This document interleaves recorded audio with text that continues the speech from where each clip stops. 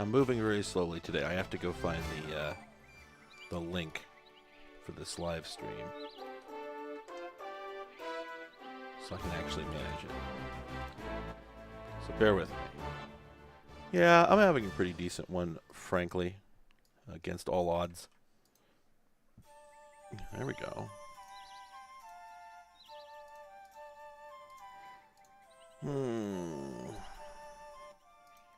For the first time in a long, long time, I decided to buy a stack of compact discs at the Goodwill. Because I was actually wrong about the Goodwill. I was 100% convinced that the... pardon me. I was 100% convinced that the Goodwill had decided they weren't going to have retail stores anymore. I went on a screed about it a week or two ago. But I was just in the first one I saw them tearing apart up in the Renton Highlands. And I gotta be honest, it's better than it was. They really did actually apparently decide to improve the place. And so I went through the CDs and I found a whole stack of them. Some dumb stuff. Edutainment software and whatnot, and I just thought I'd flip through these. Among them were two definitely Russian or otherwise Slavic, I'm not sure. I should be careful with what somebody called me out for saying something was Russian when it was actually Ukrainian a while back, and I'm like, you know what? Yeah, I have known that I don't know enough to tell any of those nations apart for quite some time, and I should be careful what I say. But anyway, yeah, I mean, you got Cyrillic going on this DVD, so I just grabbed it because I'm like, I'm gonna see what that is, especially because it's burned. So I'm like, there's no telling what's on here. And it turns out to be, I don't know what movie it is. I suspect I should, but I don't. And it's like double dubbed. So it's in PAL to begin with. So I think it originated somewhere in Europe. The original movie, I can't make out the language. I think it might be French or something, Italian. And then it's dubbed in, again, one of the Eastern European languages, just on top of the original audio, which I guess makes sense. But the disc itself was mastered on like a DVD recorder, like the sort you just have sitting under your TV. It's like Philips _DVD, I think is the name of the disc. It ended up not being anything interesting. It was not, at least, weird porn. So, there's some positives here. Yeah, sadly it's not a VCD. I do have a small VCD collection, and none of it's particularly interesting, really. I do have some like music videos and concert performances in there, and I think a couple of movies. And yeah, I find VCD just tickling in a way. So I've been collecting those whenever. But anyway, I was gonna say, so I have a new mic, and I'm using the new mic now. This is the Mod Mic wireless I just bought, and yeah, I'm curious if it sounds better. I think I'm hitting the limiter. I have a limiter put on this, a compressor and a limiter actually on this mic input. So I don't really know if the quality is coming across, and I also don't know. Yeah, I seem to be hitting a hard limit at -10 dB, which is probably where I want to be anyway. But it seems like I'm hitting it a little earlier than I would have expected. So I'm going to turn down that input just a touch, because that'll probably slightly improve my audio quality. The other thing I could do, actually, now that I think about it, I could probably actually bring up the maximum audio output, because people do complain sometimes about me being a little quiet, and that would fix it. So I'm going to go ahead and add some makeup gain here, theoretically anyway. Oops. Let's increase that threshold. Oops, I am adjusting the wrong input. I am adjusting the wrong filter. Whoopsie daisy. Let's push that up to about -4. Wait, is that still not... Is the compressor limiting it now? It must be. Let me turn off the compressor. Okay, how about now? Oh, man, I don't know. All right, well, anyway. I'm going to turn my mic up just a little bit. And yeah, sorry, I haven't had a chance to mess with this offline. Let me know if it still sounds good, and I'll review the VOD later to find out if I agree with how it sounds. But yeah, so this is actually the Mod Mic Wireless. Again, I posted about this on Twitter, and I said there I'm not being paid for this or anything, but I just really like products that are actually good, and so I always sound like a pitchman whenever I get one, because this thing is pretty cool. I haven't found the problems with it yet in their entirety. I'm sure it has them, but basically, it's a little magnetic mic that you can stick it onto any headset or anywhere, I guess. And it's got a little self-adhesive magnet that goes on there. Sorry, that was probably really loud. And so I actually had this stuck onto my Sennheiser HD660s, which are fantastic headphones. And the thing is, what I was using before were Audio-Technica BPHS1s, which are also very, very good. They're the ones they use on... pardon me. They're the ones that are used on Games Done Quick, and that's why I got them, because I kept going through microphones and headsets and just not getting anything satisfactory. So I decided to go with something I knew. And those ones work great, but the problem is they make my ears tired after a while. I've been using them for a couple years, but I kept wishing there was something better. And I got these headphones, and I'd actually planned on not using them for normal computer stuff. I was going to keep them in a box over in the corner and only use them at special times. But then I realized just how comfortable they are, and that they make a lot of stuff on the computer sound better. And so I decided, okay, I'm going to start using these more. Well, so now I'm sitting at my desk, and I'm just having this, like, how do I hold all these limes moment? Because look at this situation. I'm sitting at my desk, and I'm like, you know, this isn't working. I've got my wireless headphones that I use for all casual applications, you know, because I don't want to drag around a cord. I hate cords. I really hate cords. If I could have all wireless everything, I would. But the quality on these just is not that great, and the microphone in particular. But it's really fantastic for, like, weird... it's really fantastic for it's like work calls and whatnot. The game audio is ducking on purpose. I have a sidechain compressor set up. It's never been a problem before, but if anybody else... If it's bugging anybody else, let me know. I did just adjust the... Let me... You know what? Let me... Sorry. Let me turn down the release time on that. There. Okay, I just retuned that, so it's got a longer release time. Let me know if that's any better. Anyway... So I have these that I have to have around because I use them for work calls and that sort of thing. I've got these I was using for streaming because they have the microphone on them. And then I've had these ones that were for just general purpose listening to music and mixing audio for my videos and that sort of thing. And I was just thinking, like, well, this can't stand. I can't have 3 pairs of headphones on my desk. And I'd heard about the Mod Mic a while back. And the funny thing about it is they make 3 of them. And I can't remember what the details are on the others, but 2 of them are wired. This is the only wireless one. And I looked up YouTube videos demonstrating them, and the wired one is worse. It's not as good, which is strange for obvious reasons, right? Like, you'd think that the wireless one would be the one with lower quality, but no. It's actually the best of the bunch as far as I can tell. So I ordered it, and I didn't expect it to be... I expected to return it, frankly. I expected it to be disappointing. But, you know, I stacked it up next to my BPHS1, and...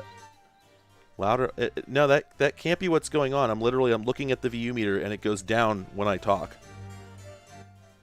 And I have it monitored in my ears, and I can tell it's going down when I talk. So I don't know. I don't know what you're experiencing. I did, you know, technically I did have the... Whoa, wait a minute. What's going on here? Hang on, give me a sec. Oh, there we go. You know, it's actually possible that what you were experiencing there had to do with the audio being duplicated, because I had the desktop audio capture going at the same time as an audio input capture that was being monitored on the desktop audio channel. So the problem may be fixed now. Let me know. That is the one change versus the last time I streamed, so it would make sense actually if that caused it. Yeah, I wouldn't be surprised if that's better now. Anyway, I have the this is the Lord of the Rings RPG, which I didn't know existed. It didn't. It opens with a bunch of footage from what I think is the Bakshi Lord of the Rings. So I didn't play it on here because I would probably get copyright struck. I'll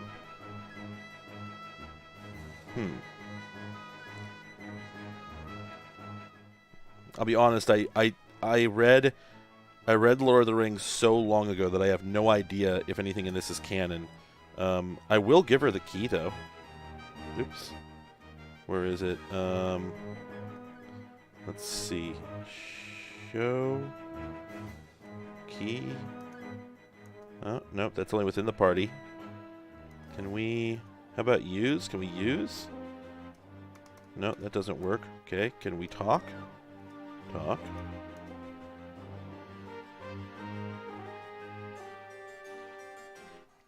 So this game looks really obnoxious, actually.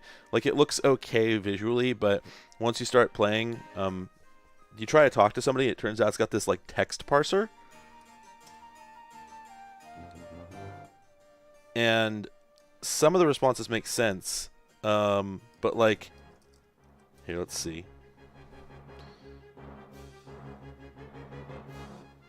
Yeah, so some of that makes sense, but, like... Most of the stuff you just don't get any response to.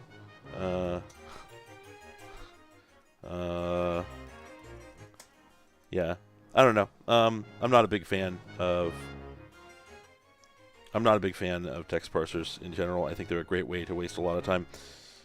But yeah, I don't know how to give an object. Can't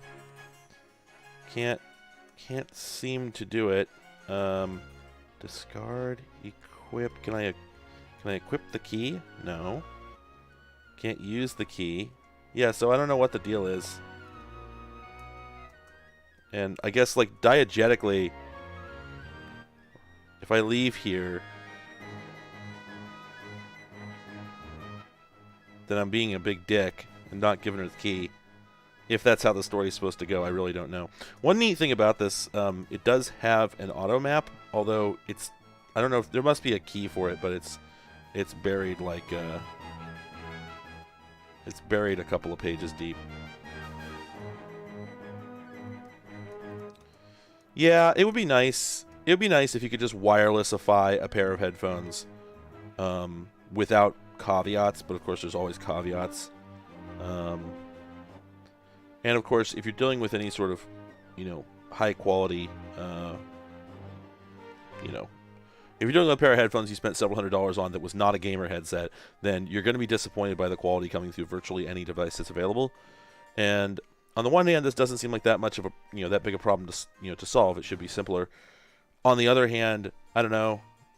I mean, you're talking about some sort of portable lithium-ion device, and you're also talking about, if you're plugging in like an ordinary pair of headphones, you're going to have the cable dangling off it anyway.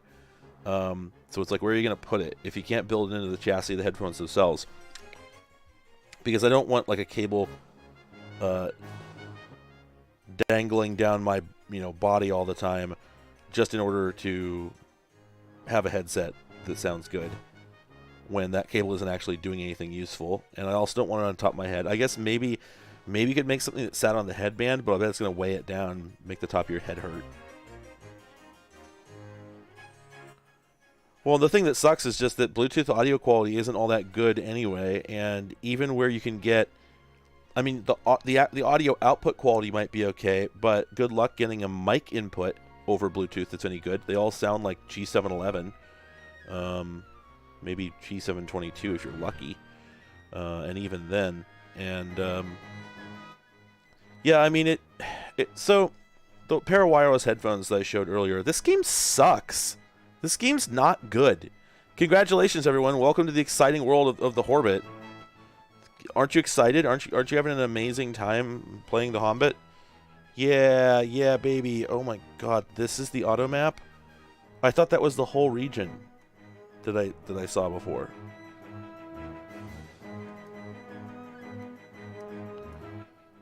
Is that Speaks message a riff on Is that a riff on a sample clip? It sure sounds like it. Is it just me or oops, damn it, come on.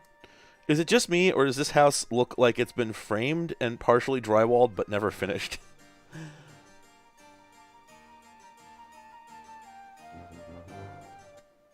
Ah, okay. Yeah, I was gonna make a riff about Speaks earlier. Sister Black. Okay, alright. Something on fire? Somebody on fire? Large number of big folk. Mood. Can I fight?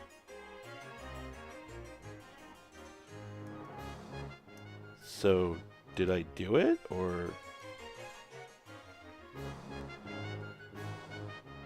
Ted Sandeman. I've not read this book in so long.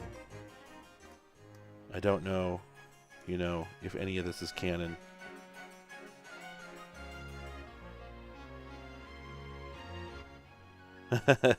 I'm also liking the fact that they're using that isometric perspective with the extremely high angle that you don't really see in anything after like Ultima 8 or of course Ultima Online. It's actually really funny to me that if you played Ultima Online but you were never an Ultima person, then you don't realize that Ultima Online was just Ultima 8 but online. It's like a remarkably good translation, except in the cases where they made it kind of worse. Like I think the inventory management. My God, is this area is enormous. This is the largest RPG town I have ever seen. This is just truly massive. Can you imagine having fun with this? I can't. Like, I wonder if I'm supposed to... I get the feeling that this game contains, like, 3 or 4 hours of fetch quests for villagers before you get to actually begin doing anything. And, I mean, that's as may be, because, you know, an RPG doesn't just need to be fighting. You know, there's no reason it can't be a good video. My God, look at this. Look how long I've been walking. I can't even move around the map. Like... Come on. Is it A to pull up the auto map? There we go. Look at the size of this thing. And I can't seem to scroll the map. Yeah, there doesn't seem to be any way to scroll the map. So I have no idea where I'm going. Yeah, that's the other peculiar thing, right? The area where I came from did in fact have hobbit holes. Not very well rendered, frankly. But it did have them. But here... I'm just wandering and wandering and wandering and wandering. Yeah, exactly. Yeah, it feels like it's proc gen. It feels like you know, this area didn't exist till I walked into it. This is a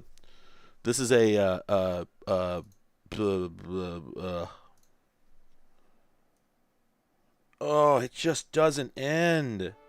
Yeah, and I think when I get all the way over here, I'm gonna find out that there's just a tree line. I can't get past it. That's what it looks like. The inputs are also like super awkward, because so you would think that the way they would do mouse-based input of this sort is that the arrow would basically choose a direction based on where it is around your character, but what it actually does is it chooses it based on which octet of the screen or octant of the screen you're in. So, in order to go up and to the right, you have to actually be in the upper right. Is octant a word? It's got to be, right? That's got to be the word for it. Anyway, you've got to be up in the upper right corner of the entire screen. Like, wow. Yeah, I was going to start my stream earlier, but I delayed it because I wanted to try out the mod mic with an actual audience. Oh, and I'm glad to hear it. I got it because I was hoping it would be better for streams because I've never been satisfied with my stream audio, and it sounds like it is. Well, that and like Discord because I play D&D every week on Discord. Hey, so it gets even better. Let me show you the keyboard motion because this game has keyboard support, right? Here I can move in all the directions, but it's using the keyboard. repeat. So I'm going to press 4, and you see the delay? It's actually using the keyboard's own Typematic repeat. It's so awkward. Whenever you change directions, you have to pause for a full half second and wait for the key repeat to... Like, what the hell? What? Was this game made by professional developers? Or were they, like, somebody that knew somebody who, like, had a clever nephew? What the hell? In addition, you can use the arrow keys on the keyboard, but you can't do diagonals with them. You have to use the numpad for it, right? Now, this is a CD audio. This is a CD audio VGA game. So I have not even checked, but I'm going to place this at least 1993. I would say probably no earlier. I don't understand why a game this poorly made would exist in this era. Like, I'm just kind of baffled. So I'm going to quit this because it isn't, as it turns out, good. I will save for some reason. Oh, this is another fun thing. So I guess there's 2 save slots. I hadn't checked this before, but I guess there's 2 save slots. Okay, all right. Save current game, done. And now we can quit game. Let's go back to the menu. Okay, so your options obviously are new game, old game, tutorial. I'm not sure what demo is, but I guess there's some other Interplay. This is an Interplay game, by the way. I guess there's some other demos included with it, which I'd like to check out. But if you hit new game, it says it will erase all your saved games. And I'm like, wait a minute. Hang on. It supports 2 save slots, but it doesn't let you pick them, because I just hit old game and it just loads right up into one of them. Which one did it pick? Who knows? If I save to slot 2, so the exit button down here just closes the menu. It doesn't exit the game. And the exit button here also does not exit the game. It just closes the menu. Right? This is a mess. This is just a disaster. And if we hit old game, okay, now it lets you select it, right? And you can't back out if you don't want to load. Too bad. Can't do it. Right? Yeah, no, every time I see it, I'm just like, Lord Almighty, this thing sucks. Right? And then I'm curious about the tutorial, but it's going to be really, really slow. But there's a demo? There's an attract screen? What? Or, wait.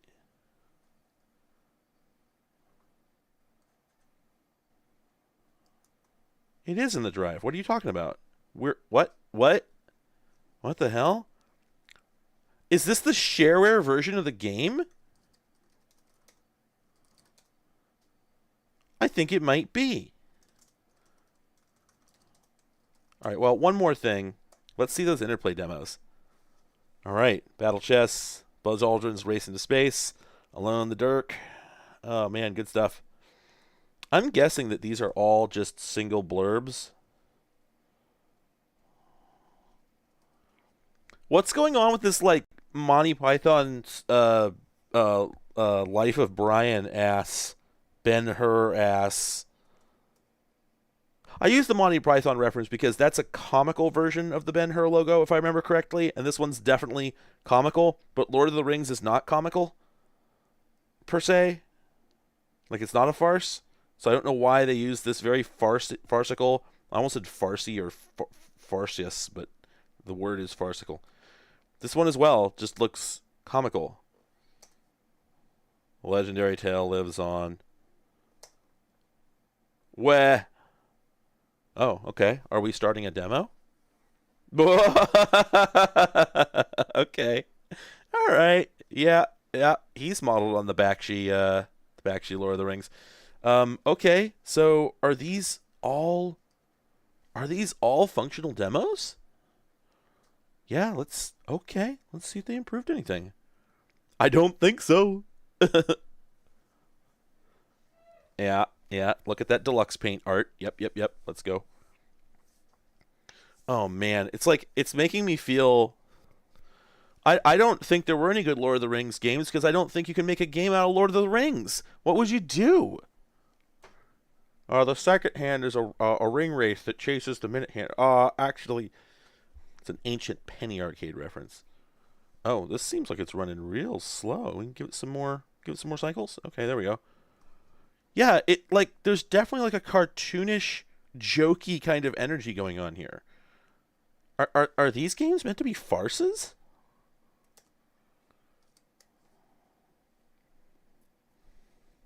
Lord of the Rings, Parodius Da.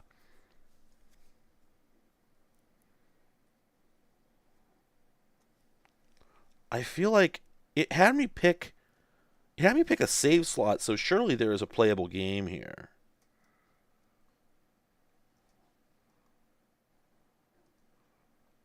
I am pressing escape. Okay. Oh, this is the exact same game. Wah! Wah! Uh Oh my god, what? What? What? Why are there so many hobbits? And why did we just run out of NPC 2 buffers? 7. Oh. Wow. And we crash. All right. It really couldn't have been better than that. Okay, so Buzz Aldrin's Race into Space is a self-executing demo, it looks like. We're not going to get anything juicy out of that.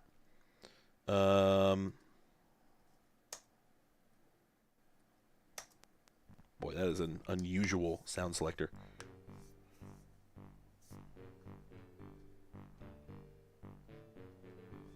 We choose to go to the moon in this decade and do the other thing. Not because they are easy, but because they are hard.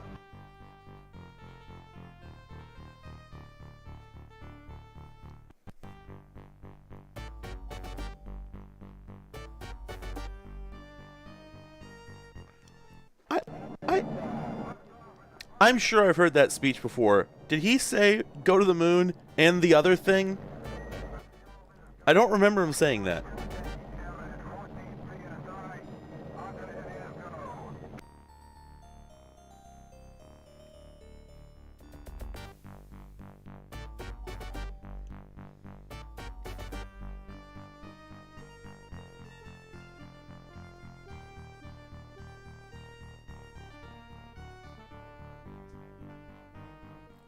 He said that. What does that mean? It doesn't seem like a very good speech.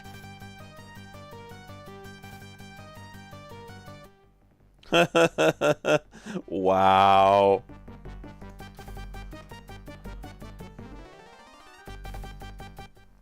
Oh, I see. That actually was supposed to be a dig. Oh, damn it. Yeah, this looks multimedia as hell. Yeah, let's see. So, is there an actual demo of Alone in the Dork?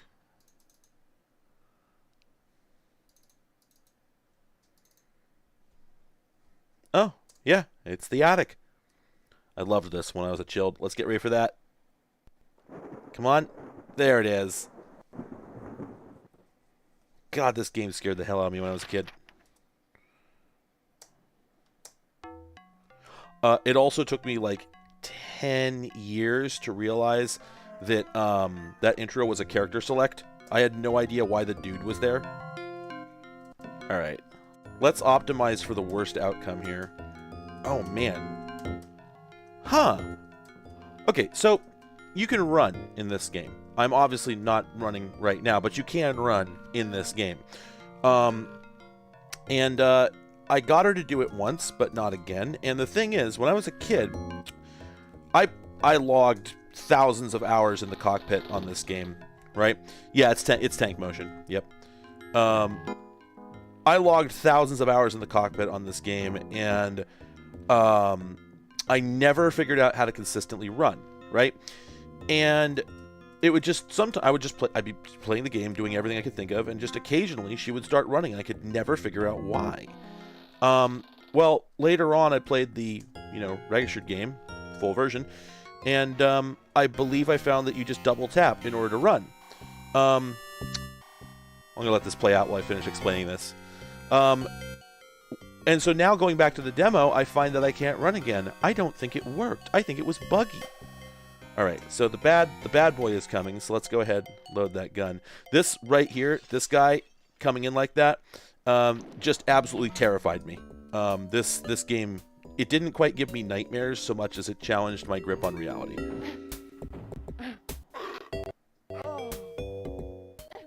Come on, hit him. Come on, you can do it. Oh. Oh man, combat in this is harder than I even remember. Let's go ahead and shoot him.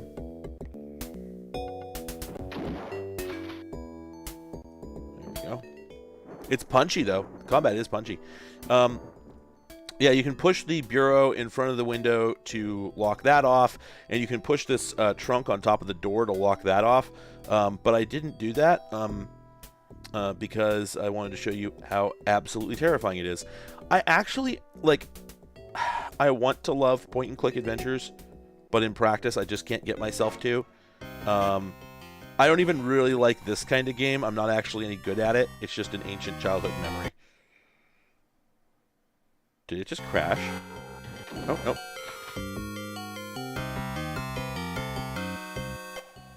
Are his polygons corrupted? Holy crap, I didn't know the monsters continued coming in. I didn't remember that. Out of ammo. Uh-oh. Oh, she's gonna die.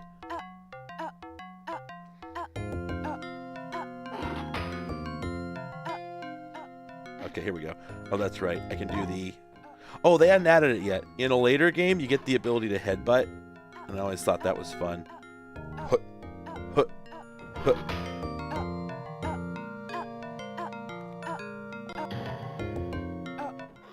Oh, wow. Both the monsters just continue respawning? I didn't know that. Wow. I did not know that's how it worked. Oh, there we go. Yep, I got the run to work. Oh, that's why it froze earlier. It had to load more data from disk. Oh, wow. Okay. In the full version, you can exit through here.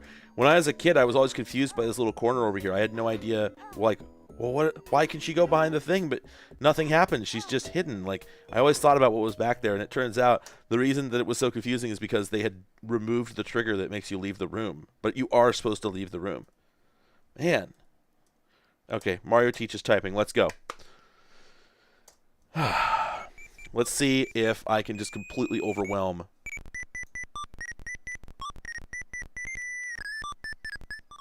Oh, no. Oh, no. It's in pain, but I'm not helping it.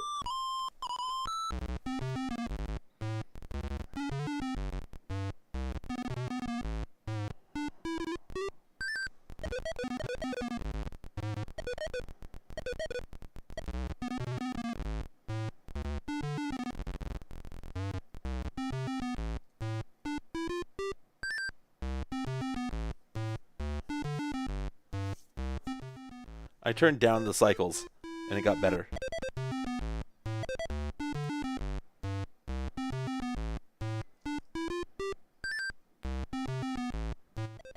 Good evening, Ben.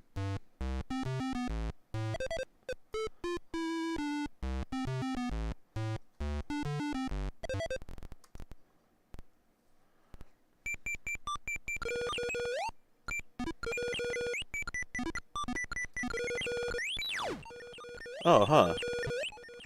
I had never actually seen Mario teaches typing before.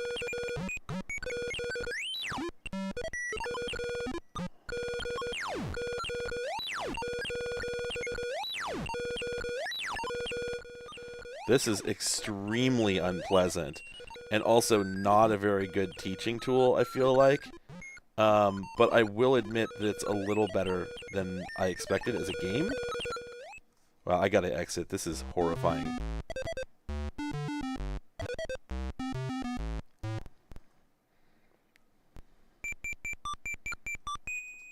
Like, how long have I been streaming? I don't know, half an hour?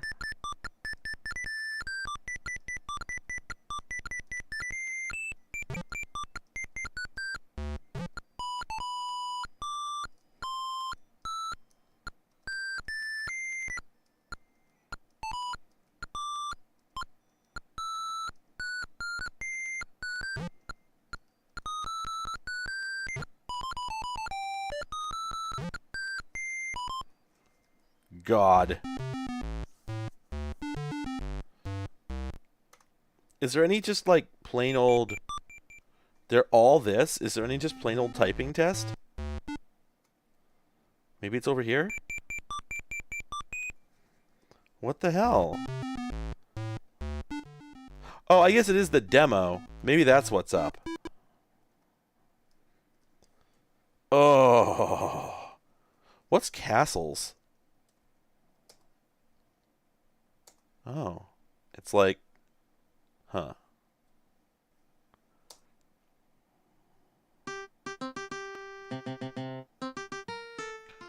Oh, this looks exhausting.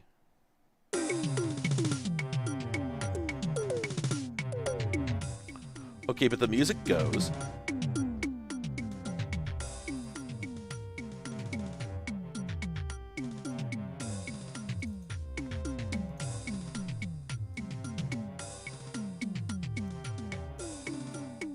Okay, let's give it some more cycles.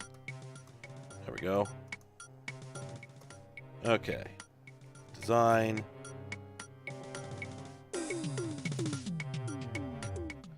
Ambiguous amphibian just going nuts on this.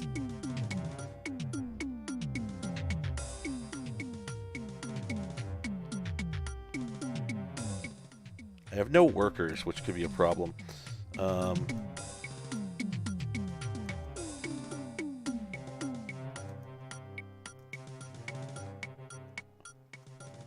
It seems like it only let me do one. Oh, come on.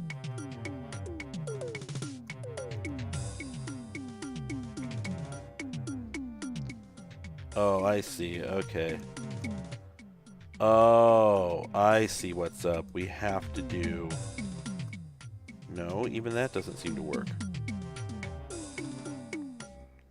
I want to do a cool S, but it won't let me. This game is not good. There's a messenger. Fine Majesty. Fine Majesty? Is that... Surely a ruler as great as yourself has better things to do than build big houses in the damp countryside. No, I don't. I definitely want to quit castles. Yeah, DOS Mega Man is incomparable. Alright, so we have other discs here. Let's look at some of the discs. This one really did not work out very well, I have to say. See, that was The Lord of the Rings. It also, by the way, it's got the normal CD logo on it. Oh yeah, it's from 1993 actually. But then check down here at the bottom. Look at this. You see? It's got that little ROM logo there that clearly like Interplay just made up, because that's not the CDI logo or anything like that. Enhanced Cinematic Multimedia. Yeah, weird. Okay, what else do we have here? Not everything here is necessarily a video game. I actually... Oh, wait a minute. This is much newer than I thought. Oh, huh. One of the other things I got here is actually a World Book Encyclopedia, because I have not looked at one of these in so long. And it's from... And I thought it was from, like, 1995, but it's actually from 2011, which is remarkable because it has... the logos down here, you know, you've got the Mac, you've got the Universal logo. Okay, so it's pretty modern, but then it's got like the QuickTime logo on it. And I'm like, wait a minute. People still put the QuickTime logo on something like this? I guess so. But anyway, I'm extremely curious what a 2011 Encarta basically looks like. Yeah, I mean, this is post Wikipedia, right? And it's still a thing, which is, yeah, I think it's wild. Sounds like you're as wigged out as I am. So let's close the stuff here and install the 2011 World Book. It's a DVD. That's the thing. I was kind of shocked. It's a DVD. Was not prepared for that. Yeah, this is .NET 3.5. But it's only QuickTime 7.6. Well, I mean, remember, in 2011, there were still people that didn't have decent broadband. If this is packed with images, then... You know, if it's several gigabytes of data, which if it's on a DVD, it suggests that it is. That makes sense. But yeah, this is from Software Mackiev. Software Makiev? Makiev? Like 300 huge file cabinets. 300 file cabinets. That's right. Oh, man. Oh, this is great software. This is fantastic software. Are we seeing this installer? Oh, man, this thing slays. I need to set my scale filtering mode to point. Oh, that's not what I wanted. Let's try area. That might be a little better. Do do do do do do do do do do do do do do. I think that was actually better than the Super Mario World rendition that was in that game. And yes, there is a Goodwill sticker directly on the disc. They did that with a whole bunch of these. It did not make my CD-ROM go burr, but the sticker on the 2 pirated bootleg Eastern European DVDs that I got did make my DVD drive go burr. Let's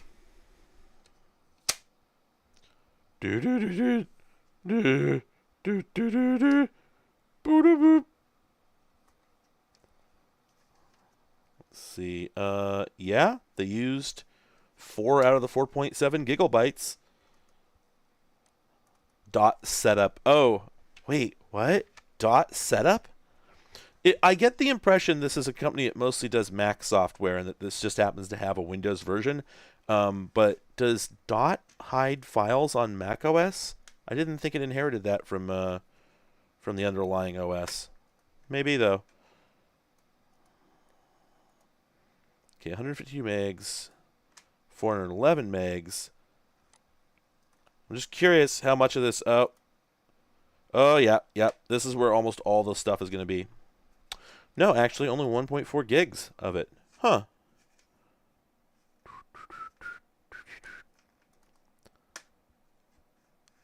I'm definitely not going to... Oh, actually... Oh, okay, because it's Windows installer. Oh, that might be legit. Sims. Folder called Sims.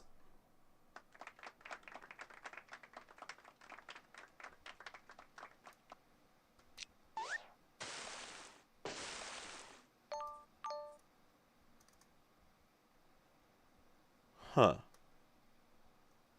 Alright, well, anyway, I'm going to go ahead and do it.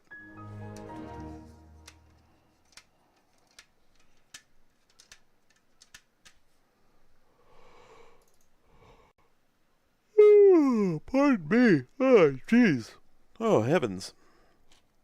I've been having a decent day. A little sleepy though. Didn't get the most sleep last night.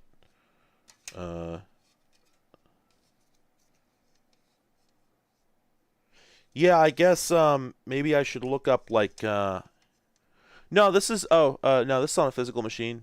Bloop. Latitude E6420. Custom Grow 420. Your YouTube channel for cannabis patients and adults. 21 and over. If anybody hasn't seen the torture dab, forget my video. I want you to go to YouTube and look up torture dab, half gram of pain. It's not only the best piece of weed culture that exists, it's also the best YouTube video that exists. Really just unparalleled, and I can't recommend it enough. Video plays on repeat in my head day and night. It is always there. It's like that episode of Star Trek The Next Generation where Counselor Troy has music playing in her head that won't leave.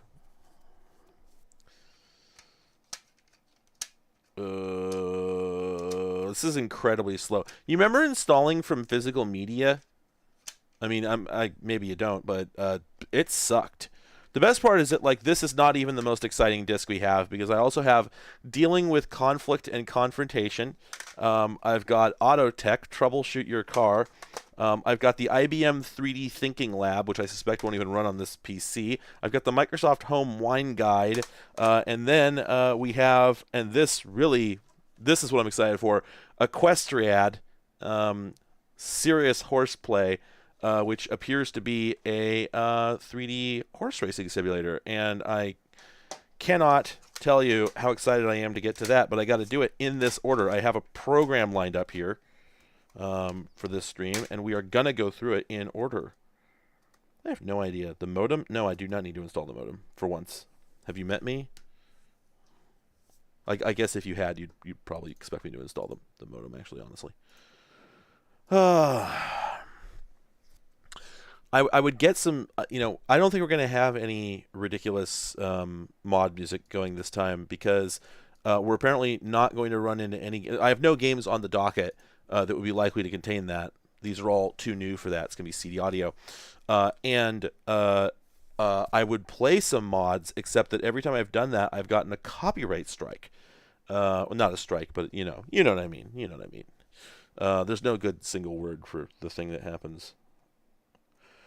Gosh, this is just the slowest. Yeah, I'm just gonna take a bite out of eat the compact disc. Eattheball.com.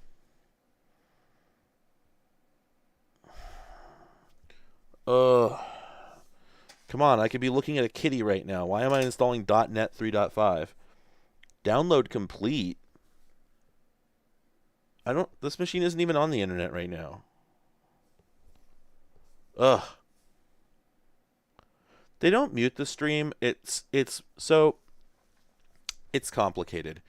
It's just like the YouTube content ID framework is essentially like a binding arbitration system, so that the actual term copyright strike is that's a reference to YouTube's implementation of, I think, a DMCA notification, but nobody does those anymore because they're expensive and they're extremely bad optics. So instead, Google has convinced every single company that they should instead use their like binding arbitration system, essentially, is what it is from a legal standpoint, where they tell you that you violated someone's copyright. They do not take down your account or remove the content unless the copyright owner wants them to.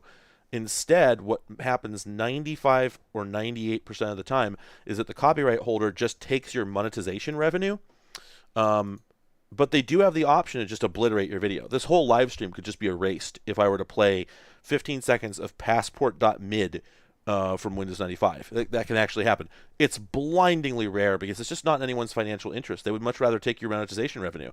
Even if you don't monetize your videos, they can turn on monetization and start showing ads to your viewers, and you can't really complain about it because the alternative is that they send you an actual DMCA notice and you get in a tremendous amount of trouble because the DMCA is a draconic piece of legislature that should not exist. It's completely antisocial.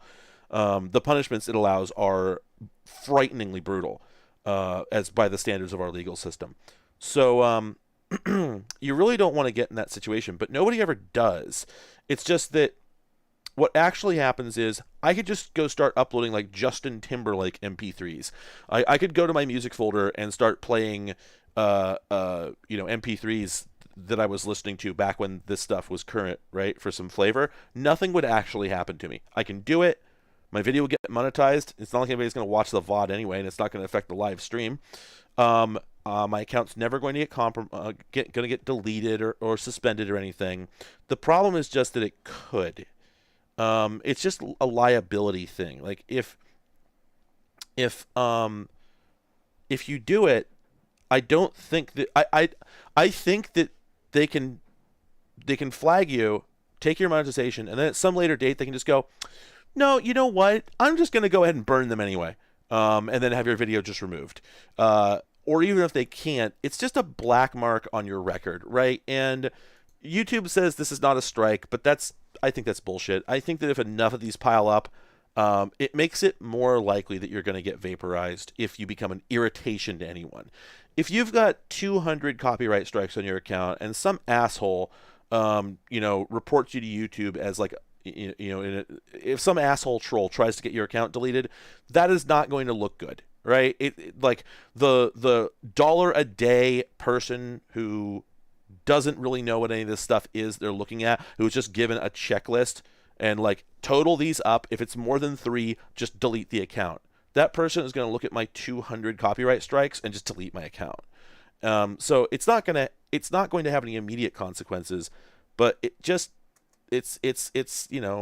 a bit of a sword hanging over your head, and you're not supposed to do it. You know, it's like every time you get one of these things, it is literally a big fat red warning that says you have violated copyright, and then it says nothing will happen because of this, but you should know. And it's just like I don't like that feeling, and I don't want to do it. So I have, yeah, and that's the thing, is like that whole business with like people putting copyright claims down on completely ludicrous stuff. Okay, yes, that has happened to like 3 people, and there are tens of millions of YouTubers, right? That is a problem that is so rare. It's like being struck by lightning. Probably rarer than getting hit by a car still, you know, because that happens pretty often. So I'm not going to worry about those things. What I'm going to worry about is the fact that, you know, some actual media organization, you know, Sony BMG, has decided that is aware. They have in their system a record. They have an email that their robot has responded to. They now have a record that says that I violated their copyright. And if someday they decide to go full Nintendo and just run a savage, brutal burn on everyone, I'm going to be caught in that dragnet. And I would just rather not be anywhere near that. I cannot believe that this... You know what? I was about to make a quip about how all those installers took so long, even for such an old piece of software. But do you know what? This is a Latitude E6420. This is concurrent. This is, or sorry, a contemporary. This is from about 2011 or 2012. So this is actually the exact experience you would have running this in its original state on this machine when it was new. That's very funny. So yeah, I guess it was always this slow.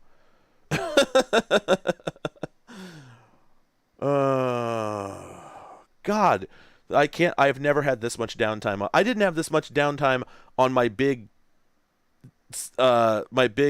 new studio stream, where everything went wrong. You know, I still managed to do more, but here I'm just glued to this. Yeah, everyone, are you enjoying Windows Installer? We having a good time? We having a good time? Yeah, it's funny how Content ID fails, like not infrequently. Because yeah, the wild bad faith stuff, that's super rare. I will say that the like misidentified stuff, that is actually less rare. Yeah, like, yeah, it can happen for sure. It's never happened to me. I think I think I received the only copyright strike I've ever received that was not blindingly obvious. Just like, oh yeah, well I did play that song, didn't I? The only copyright strike that I ever got in that way was on a MIDI file, actually. And I think I looked into it a little bit because it was a MIDI file of an anime song. And what was confusing to me is I thought, surely Content ID works off of the actual like PCM waveform and not off of melodies or anything. That would be really difficult to implement. So if that's right, then it must be the case that this like Japanese record label or anime, rights holder or something like that, decided to submit a Content ID fingerprint for a like Yamaha XG rendition of a particular anime OP from like 1993. And when you say it like that, it almost sounds absurd, except that I opened with Japanese, and that pretty much makes it all make sense, because yeah, there's I think that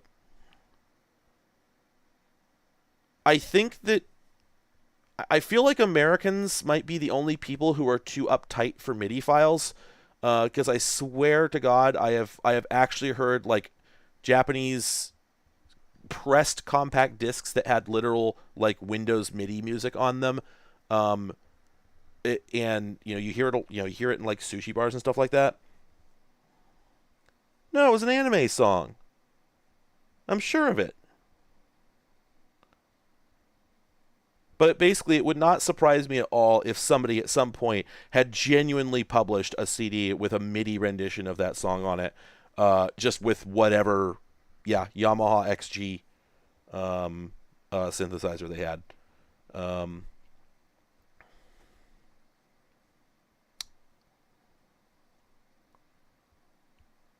and yeah, I don't know I don't know what they could be doing with Content ID. I am reluctant to assume any unbounded competence on the part of YouTube or their software developers here, because I think the thing that Content ID is doing seems too good to be true. It seems too powerful for the software and computational capabilities that we have in this era. I think it's much more likely that they just have that people are just submitting a completely unholy number of samples, um, and just getting lucky. Yeah, I never saw that work on Shazam. Maybe they added that after the last time I used it. I used to look for a program that could identify music from humming, and the last time I looked, it was just some experimental like JavaScript thing running off of AWS or whatever. I didn't know that Shazam actually got that working. Is this? Let's see. I've got Shazam on here.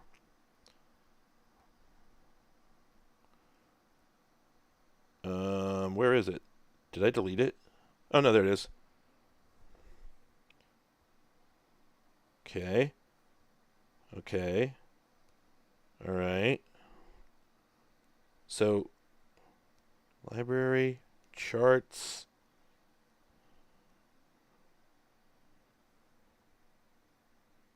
Huh. Uh.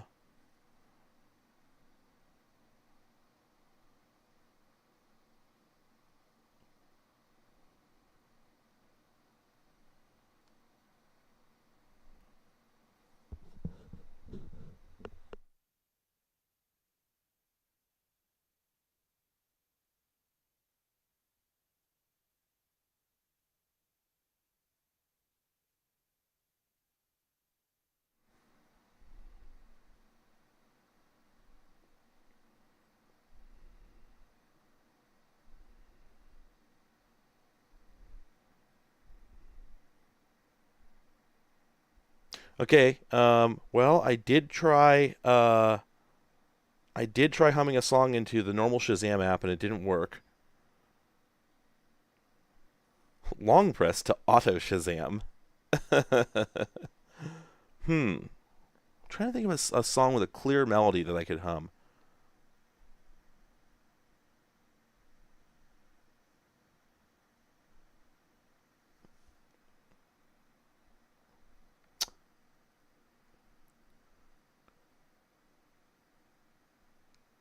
I I'm sorry everyone, but I cannot believe this is taking so long. This is incredible. Like, what could it be doing? It should not take this long to copy a few gigs off of a CD, off of a DVD.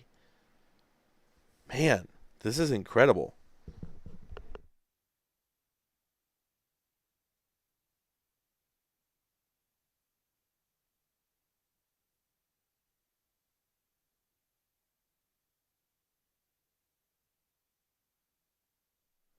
Yeah, I guess it's possible a disk is messed up. Yeah, maybe it's just decompressing it all. Let's hit that task mangler.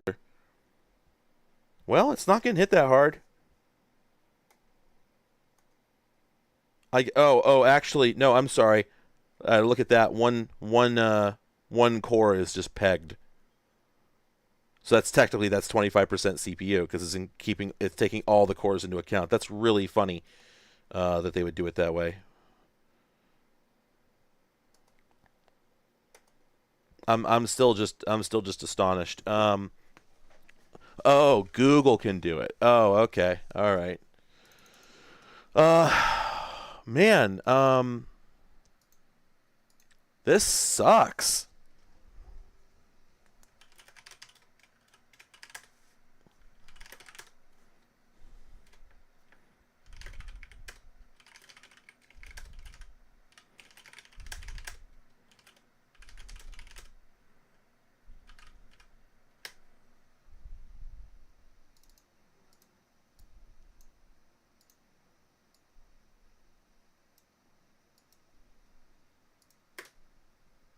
All right.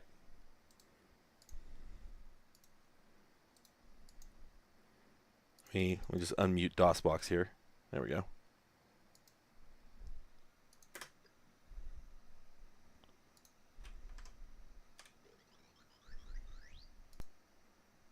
All right. There we go.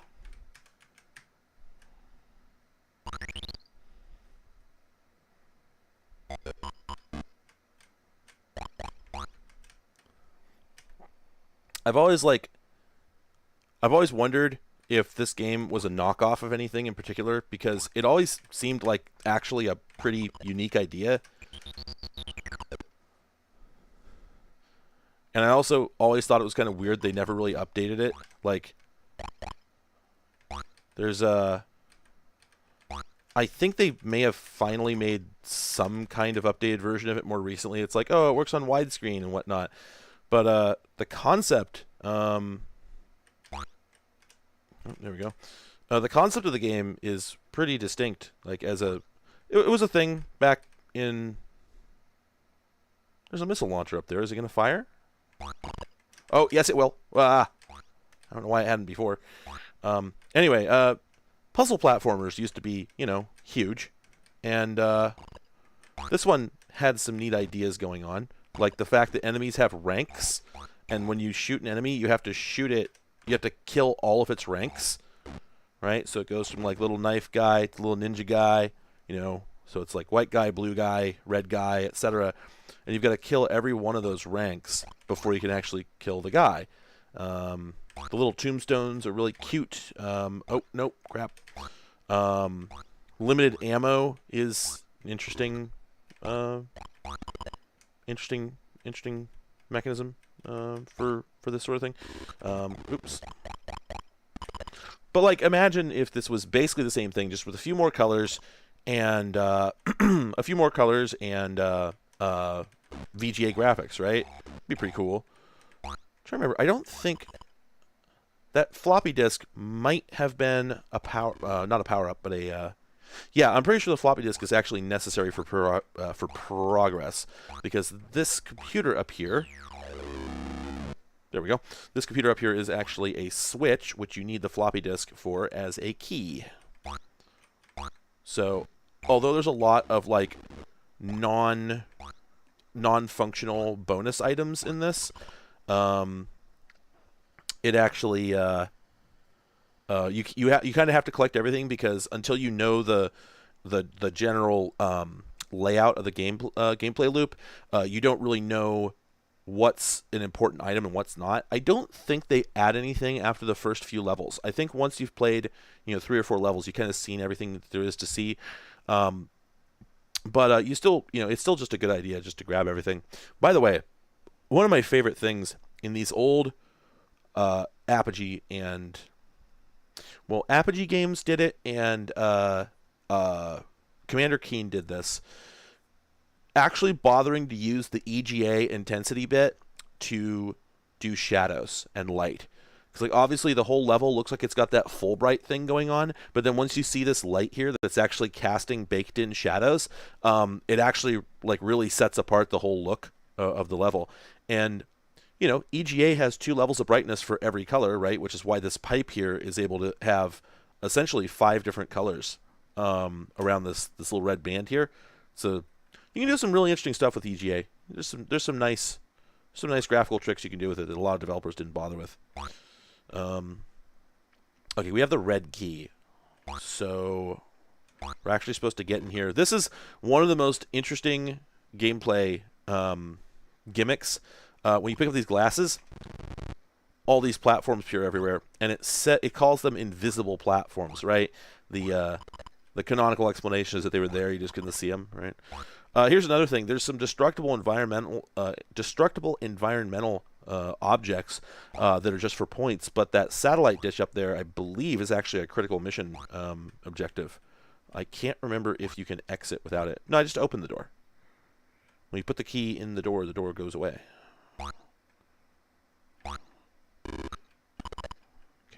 And of course, you can see you're supposed to race the spikes there, but going back is a lot. Ooh, that's annoying. Going back is a lot harder. And these things, I want to say they don't kill you instantly, but maybe they do.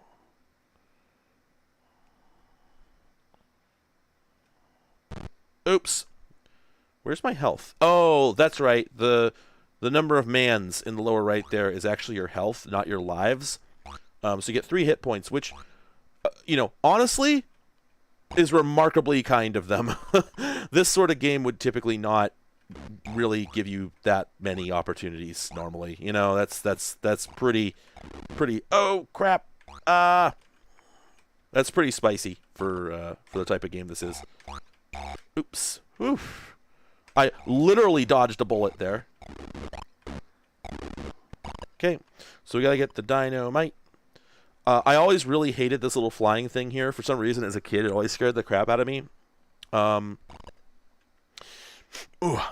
me. Partially because it just like fires off randomly, but also just because of the whole like weird head zapper energy of it. These mines are really annoying. They're always in inconvenient places. All right, there we go. Then we have to plant the bomb, and then I think you can stand on top of the bomb and it won't hurt you, but I'm not 100% sure.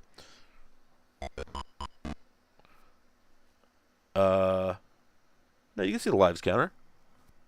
Oh, wait, you can't. What? Why would that be? Is this being... Oh! Whoa, I had a crop going on. Oh, okay. Whoops. Oh, sorry. You may not have been there. Okay, yeah, you weren't here.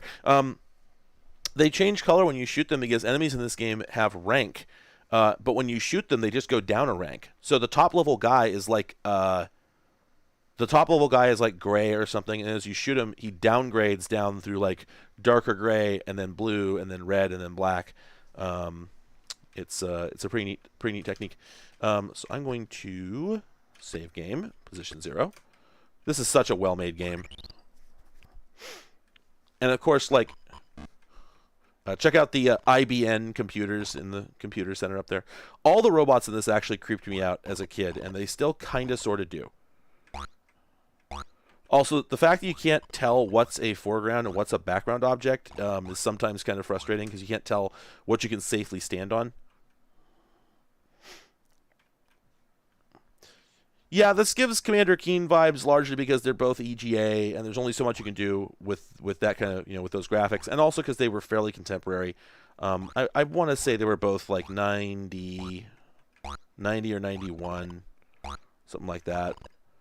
But yeah, this was really at the height of Apogee's dominance. They were absolute kings of the market at the time. Now I think later on you start running into situations where you've got like you can pick up a blue key, but if you pick it up and open the first door you encounter, you'll actually soft lock yourself. This is that type of puzzle game. Oh wait, I picked up another blue key. Crap, I could have proceeded in that room. In the early levels, they don't do this. So as soon as you pick up a key, you can use it on whatever door you can reach, and it's always the right decision. Now this guy, I believe, yep, he fires as soon as you go under him, and I don't think there's anywhere you can be safe from it. So you just have to kill him.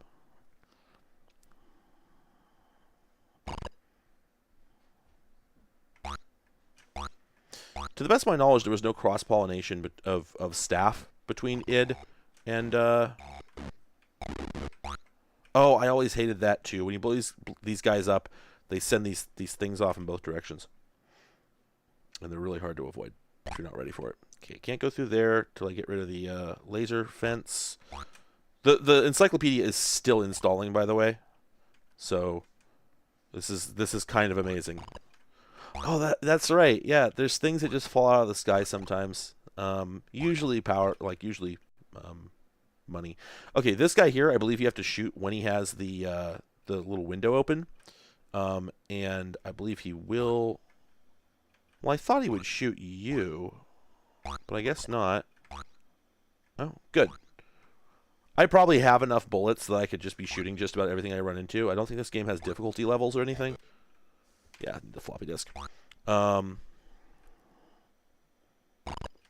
Yeah, so there was no way to adjust the PC speaker volume on most machines. The original IBM PC did not have a volume adjustment, and there was no option to turn it off. You had the option of unplugging it if you knew enough and had access to get into the case and pull it. Games usually had an option to turn it off, but it was in the menu after you started. So yes, if you were trying to play video games in the middle of the night, there was a very good chance you were going to wake your parents up and get in trouble. Ask me how I know. Definitely did it. Definitely got in trouble. Oh, that's right. The other reason this thing scared me is I don't believe you can kill it. I believe it is invulnerable. That's probably why these bullets are here. It's because you're not going to figure that out until you try. All right, there we go.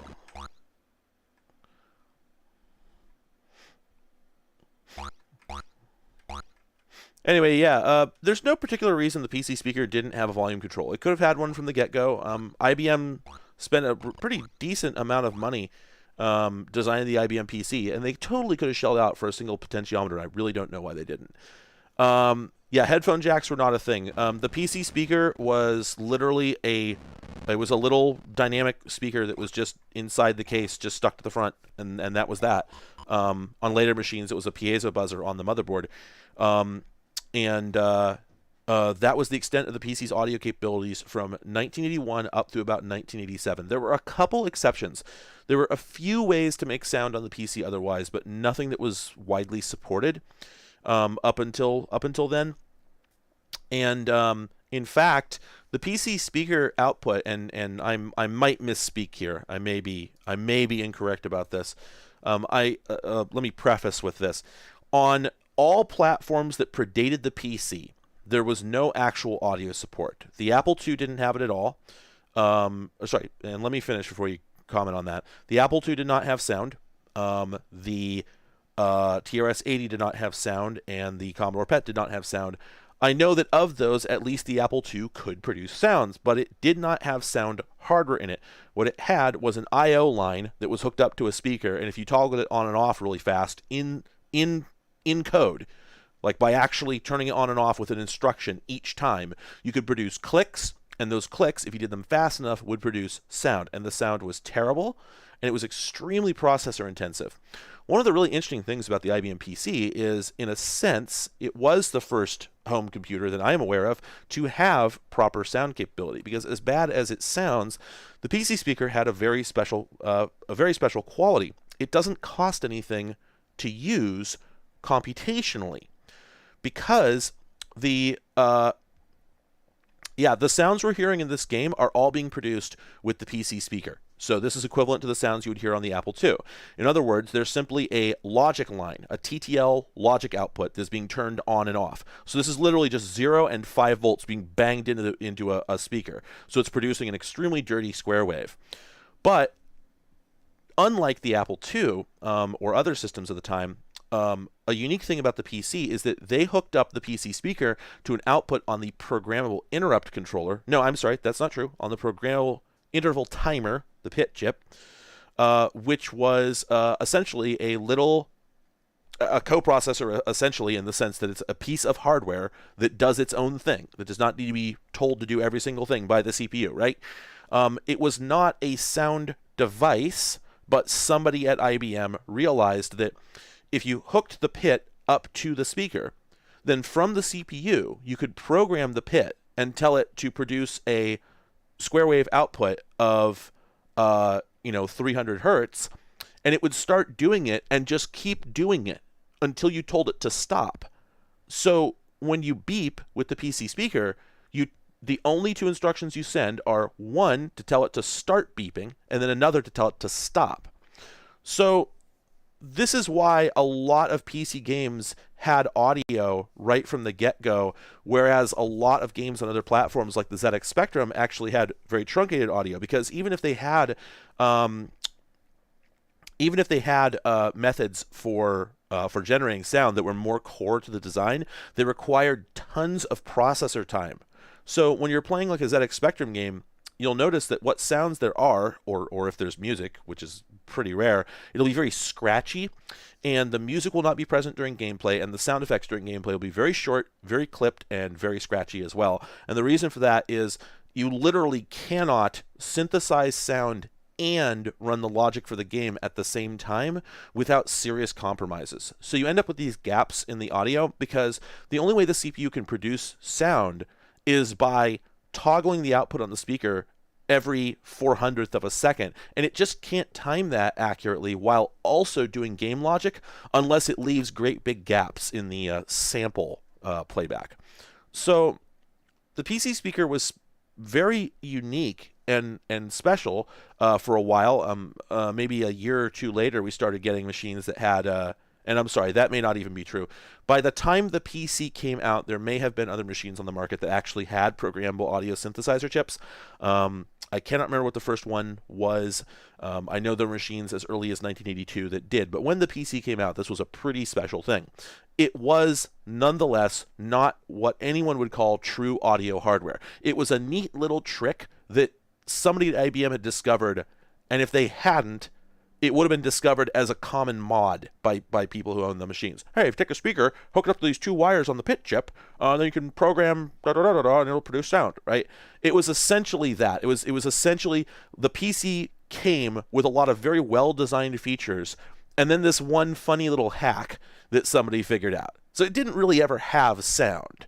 And the only purpose of the PC speaker, notionally, was to produce the equivalent of a terminal bell, which is when you need to warn a user that something has happened generically. I believe I want to say that originally that term may have been attention, but I could be wrong about that. But basically, the only purpose of the beep originally was to let the user know things that amounted to "come look at me." You know, the beep was there so that the user could be alerted that there is something to come investigate, and then they would look at the screen to see what that thing was. I don't know that IBM expected. I would have to go read the technical manual to know, but I don't know whether IBM expected end users, and software developers to actually use the PC speaker to produce music or sound effects. I feel like if they had really wanted to lean into the idea that the machine was sort of a multimedia system, certainly they were proud of their graphics support. But if they really wanted to lean into it being a multimedia platform like that, I feel like they probably would have built a little bit more in, because even at that time, I think that programmable synthesizer chips were widely available already, I'm pretty sure. And even if not, there were better ways to do the trick that they were doing. So anyway, the long and short of it is that the reason there's no headphone output is because the only purpose of this sound output is to produce a beep. And it's supposed to be as loud as possible so that you will come over and look at the computer and fix whatever's wrong with it.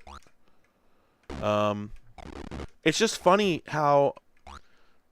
And this is something that's always bugged me. It's funny how a de facto standard can start out being de facto, and then when it stops being de facto and starts being, well, there's something in between janky and du jour.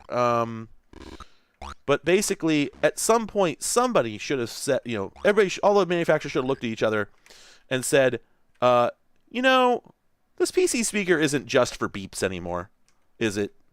Maybe we should put a little more thought into this. Maybe, crap. I forgot that guy turns around when you shoot him.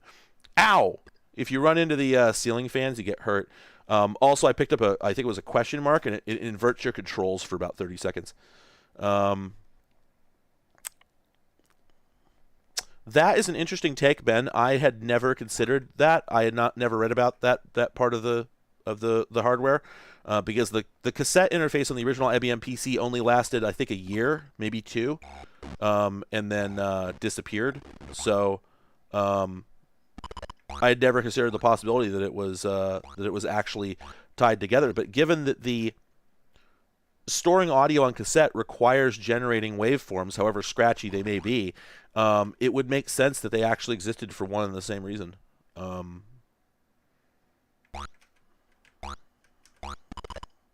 I've always lamented the fact that IBM and the clone vendors never leaned in harder to the idea that the PC was a gaming system. I've always felt that, the PC's capacity for playing action games was so much greater than it, than it ever got. Selector's pretty cool. Yeah, they had a dedicated chip in the Tandy, and that's pretty cool. I have one. It sounds fairly good, but it's honestly not all that good. It honestly should be better. By the time Tandy produced that machine, the quality of programmable synthesis was so much higher than that. I don't know. I just always thought the PC. Oh, you can't do that. Oh crap! Did I just?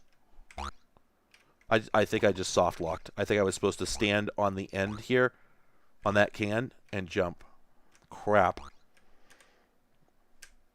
But yeah, IBM finally put a reasonable sound generator chip in the IBM PC Junior, which they otherwise bricked. They ruined that machine through not wanting to shit or get off the pot, so they decided to shit their pants. Tandy proceeded to take their design, which was viable if they'd only treated it decently and sort of finished it and given it the respect it deserved. They took its design, turned it into something people actually wanted, sold it at the price people wanted, and it was tremendously successful. So IBM really just shot themselves in the foot so bad. No, that's a soft lock. It's supposed to be a soft lock. But when IBM produced the PC Junior, I think that was 84, I want to say, and a 3-voice synthesizer chip kind of made sense at that time. I think so. Right, yeah, and that's the other thing. Yeah, the CGA was so pathetic. There was no reason for it to be as bad as it was. I never understood IBM's reasoning there. I don't understand why it took so long to get the EGA to market. I don't understand why it took so long to get the VGA to market. And more than anything, what I do not understand is why nobody ever produced a sprite graphics card for the PC. This is a pipe dream of mine. One day, I would like to get together. If I had like Linus Media Group money, just like wild amounts of money to spend on ventures, one of the things I would do is I would hire a couple hardware engineers to develop something that always should have existed, which is a game card for the IBM PC, an 8-bit ISA card that displays composite video. It's for televisions from a palette of like 16 out of 32 or 64 colors with sprites and tiled background layers like every single successful console of the time, of the decade. And has a 3-voice sound chip, with a noise channel. Like that's all they had to do. And like, oh, well, the VGA would have cost a fortune in graphics RAM in 1983, so they definitely couldn't have made it. Yes, absolutely. Nobody could have. Nobody did, unless you had $15,000 to spend on some CAD workstation or whatever. Who cares? That's not what I'm talking about. The Nintendo Entertainment System had 2 kilobytes of memory. That's all I'm proposing. I'm proposing something that runs out of system RAM. It doesn't even have its own memory on it. All I want is a single ASIC sitting on a card that just DMAs video out of the PC system RAM, because we're talking about literally 2 or 4 kilobytes of data here. It's super doable. And the thing is, like, I know it could be done in FPGA. I would like to see it done in FPGA, but truth be told, I would like to see it done in like an LSI chip, like an actual ASIC, or even like a not so LSI chip, because I think it can be done with contemporary technology. I think an FPGA is kind of cheating. What I want to see is a card that could have existed in 1983 or 84 and made your machine as good as a Famicom. I think it's doable, and I would just like to see that it was doable just out of pure spite.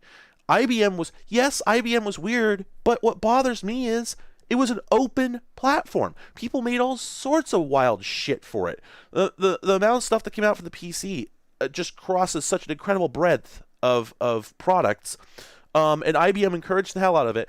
Nobody made a game card. Nobody came along and made a game card. I never understood it. Nobody made a sound card for the IBM PC until like 1987. Why did it take them 6 years? I don't understand. It's just bizarre. Ugh. All right. Well, we soft locked, so it's time for the 2011 World Book. Bip. Whoa. Oh, it's trying to, like, register itself? Okay, I don't care. Ugh. Wait a minute. Wait. Is it? Oh, there we go. Okay. All right. Welcome to Software Mac Kiev's World Book 2011 edition. Whoa, look at those water effects. They're real time. Yeah. I think, wait, am I right or is that an illusion? Is my mouse affecting those? Yeah, this is all being real time rendered. All right. Volcanic ash covers automobiles. Oh, man, it looks pretty good on the front page. And as soon as you click on it, it all of a sudden looks like, Encarta. Oh, man. So we do have sort of a Wikipedia kind of thing going on here, I think. Or wait, no, is that just oh no, that's just selected text? Those aren't hyperlinks? Oh no. Go to article. Yeah, okay.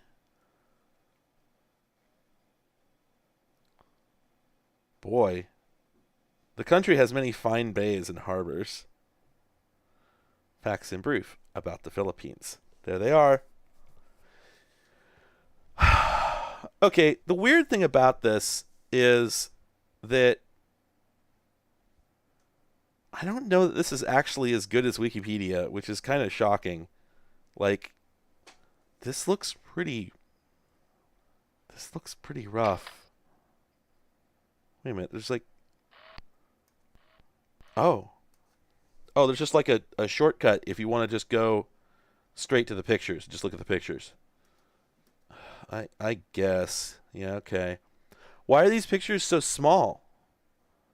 I think this is a re-rolled version of a software product from like 20 years. Not 20 years earlier, but quite some time earlier. Yeah, let's travel around the world. Wait a minute. Are they rolling in Mexico, etc. with North America? Aren't those considered? Whatever. So yeah, the U.S. itself is not a hyperlink here. Only the words United and States. Why is this so small? What happened? Yeah, let's just go to San Francisco. This sucks. This isn't good. Oh, this is not great. Facts in brief about Oakland. Oh. Yeah, this is very, very old. This is much older than it looks. Just looking. Okay, so yeah, it's got like a... Oh, I wasn't expecting that. Okay, that's actually kind of cool. When you hit the I'm feeling lucky button, it just throws all these little snippets all over the screen. We got Keanu Reeves here. Yeah, there you go. And that's it. And I think about this a lot. I don't think that was Hillary Clinton. I think that was Kirsten something or other. I thought it was Hillary Clinton at first as well. But I think it's really funny looking at a real encyclopedia, if you will, and then thinking about how Wikipedia's version of this page.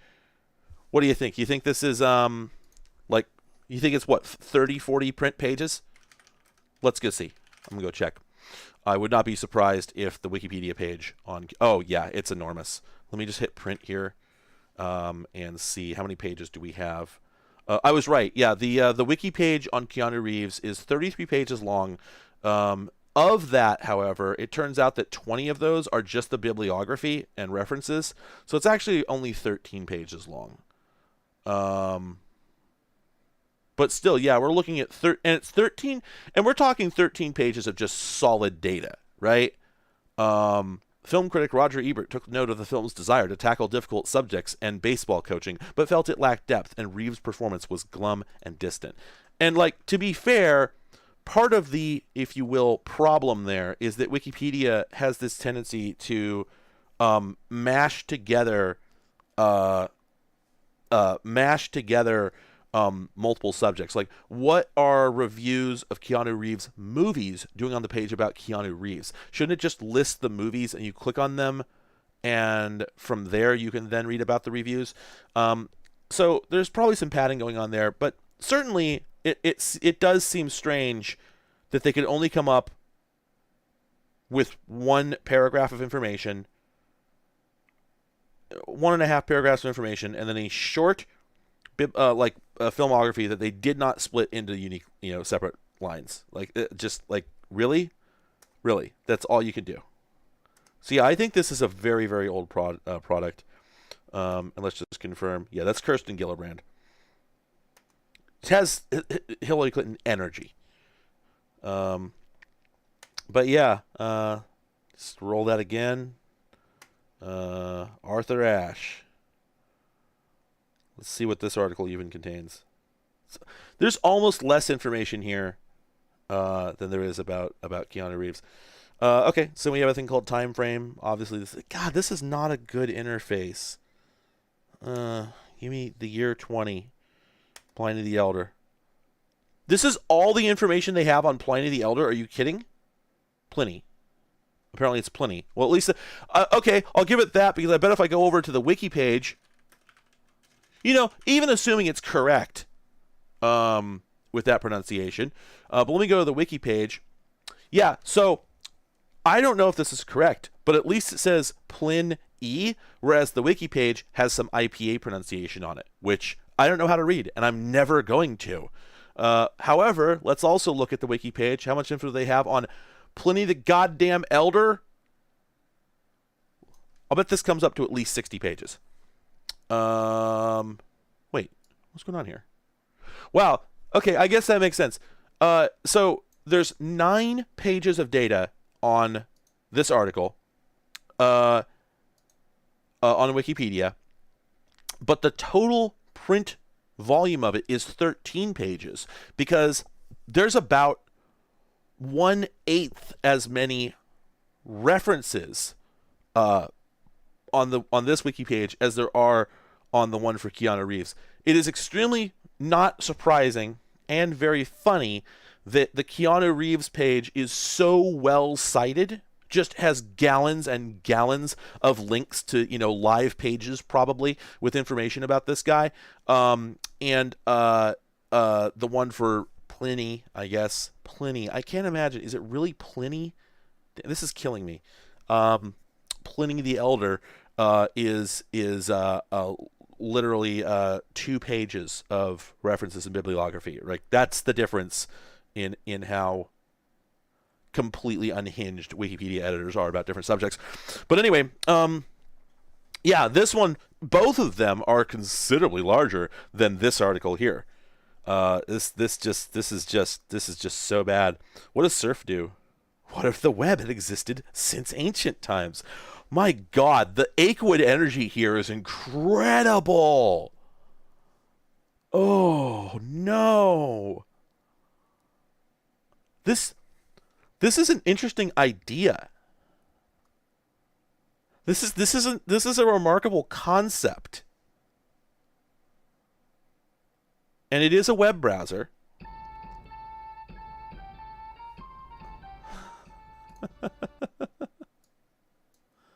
Wait, that's it? It just played like one little 3-second clip? We don't even get see the Bard Guild. Oh.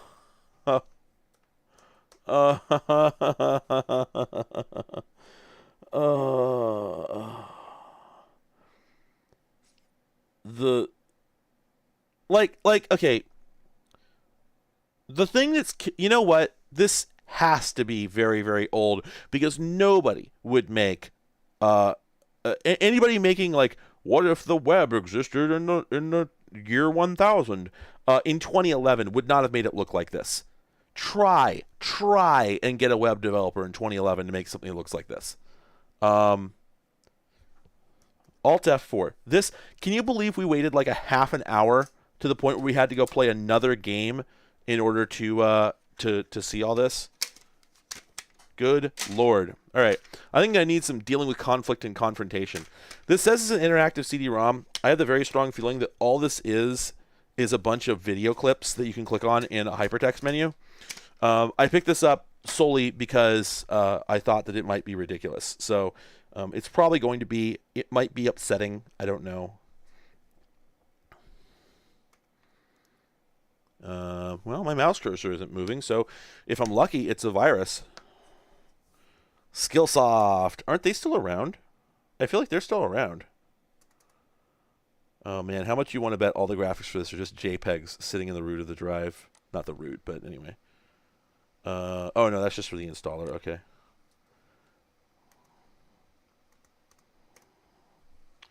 Java, Java, Java. It's all Java. The whole thing's Java. Yeah, baby.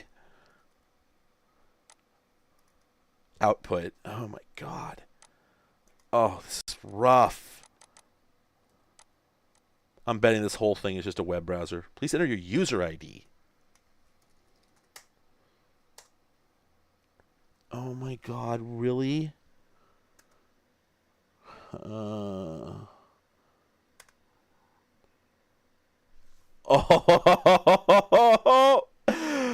Oh, this looks like some malicious compliance. Like, so you had a domestic incident. I think the cops have to give this to you and tell you sternly to go through it so that they can afford to not do anything and leave after you hit your wife.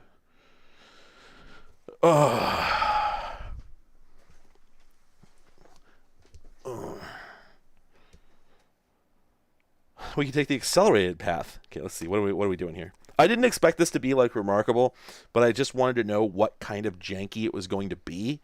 Now I'm curious. Can I just oops a daisy. In silence when you know you should speak up? Do you get angry and make things worse? Do you avoid certain people even when you need to work with them? Do people take advantage of you? Are you ever criticized as being difficult to work with? Do you often compromise and wish you hadn't? Oh, okay. This is a gold mine of like EDM samples. Positively.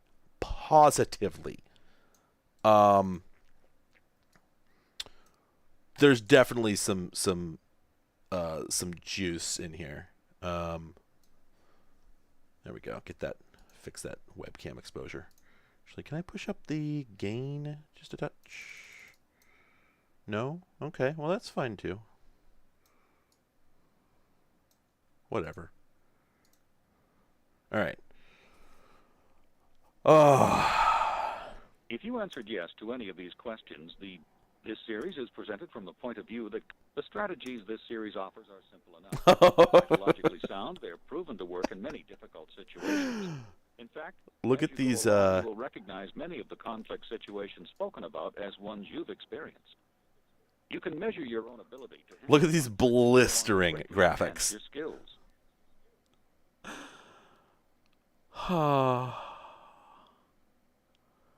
The Dealing with Conflict series this series is structured around 5 strategies to familiarize yourself with the lessons in understanding. Man. This course does not promise an end to conflict. That is impossible. But it will give you and your coworkers a proven approach you can use whenever a conflict does arise. I know what he means, but it's still very funny. That is impossible. They should have gotten Michael Dorn to narrate this. They fear being cheated. They're scared to let others know what they really feel for fear. Conflict itself is inevitable in human relations. In a potential conflict situation, analyzing the conflict has many benefits. On close analysis, you might discover. Sorry if you just got the loud bong noise. I don't mean like weed marijuana. I mean like Windows was like bong because I got a pop-up notification. No, it's probably not a phone call. It's just that they crushed it to 8 kilohertz in order to get it onto the CD. But I mean, it does like there's no way that a significant amount of this disk is being used, right? Yeah, this is 38 megabytes. However, I'll bet this came out somewhere around. Let's see, it's Windows, Java. Oh, okay. Wait, this is from after 1996. What? Why is it? Why is it this new? If it's this janky, why would they have to use that little? The problem is less serious than it appears. Running away from it is not a conflict brewing. Have you clearly understood what analyzing conflict can do for you? Select the options that best complete this sentence. Yell at the other person. Ah, dang. What's the accelerated path look like? Okay, just lets you skip stuff. See those job aids. Okay, we're loading. We're loading. Conflict and disagreement. Tell them apart. Yeah, I'm pretty sure that this was some malicious compliance. And that's the thing, right? Is it doesn't need to be old. It doesn't need to be anything for it to be bad. It just has to be created in bad faith. So yeah, I was just really curious if they'd done something with this that was more interesting than literally just a slideshow, because there were some options, but they didn't take any of them. So let's look at Autotech troubleshoot your car. I have always seen things like this. I have always wondered what exactly they are. There are some screenshots that I didn't actually see, however. So, oh my God, this is like.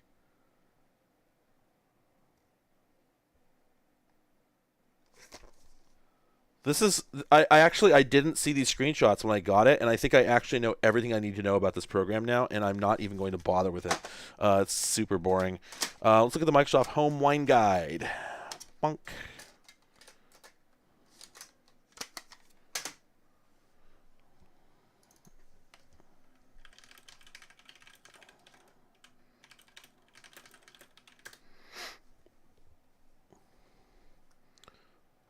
Whoa, did you see that little graphics test there? So this is from 1996.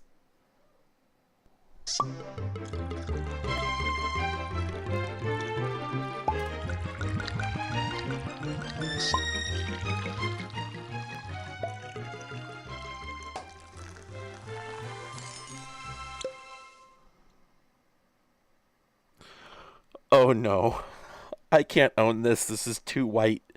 I mean, have you looked at me? And this is too white, even for me. Good Lord. Oh, I'm sorry about the crop. You didn't miss anything, though. Trust me. Oh. So this is funny because it's from '96, but it's from '96, but the window decoration sure looks like a Win 3 app. So that's fun.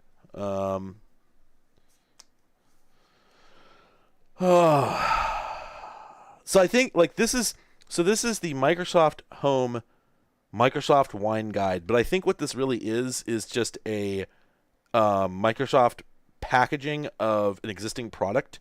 Guy named Oz Clark. It's him. That's Oz. There he is. Yeah, I don't know if they developed it or just published it. I'm guessing they probably did develop it, and they just partnered with an existing, Wexpert. And it's so this is great because it's oh man, this isn't the beginning certainly of it, but this is just a perfect, beautiful expression of Microsoft's refusal to follow their own interface guidelines or use any of their own software. They had like not invented here syndrome except for their own stuff, right? So who the hell wrote this program? Was it third party? I don't know. But why doesn't it just use Microsoft's own tab controls? Why does it use custom tab controls? Like, these feel like they might be HTML based. You see the delay? Every time I click on something, there's a delay. Is this a web page? Is this just a web page? Come on, no. Wine.exe. Let's see. Oh, oh boy, there sure are a lot of files. Type file in here. Oh man.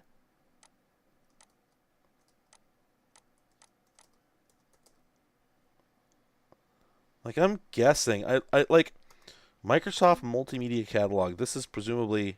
Oh no. Wait a minute. Hang on. Oh crap. I'm sorry. The crop made sense and then it didn't. Maybe I'll have to stop doing it. Did I ever install this? I don't remember running an installer. There's no installer? It just you put the disk in and it just shoves itself into your programs? What? What? What? That's a level of rudeness I've never seen before in any piece of software. I never told it. Did I? Can the court recorder please read back the record? Did I ever install this? Does anyone remember that? Am I gaslighting myself? Or did it just shove itself into the start menu without asking for permission? Where would this shortcut even go? Did it put itself on the hard drive? No! It gave... What? What? What? If I eject this disk and then click this, it's now a broken link.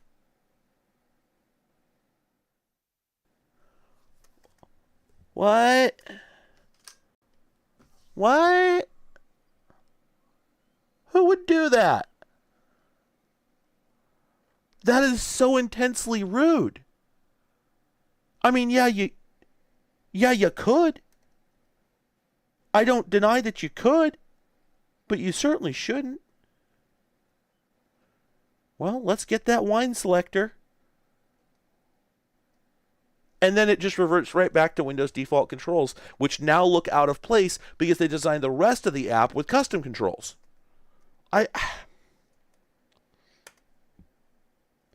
It's just so phoned in. Parts of this are brilliant, you know, like, oh, cool, they've got the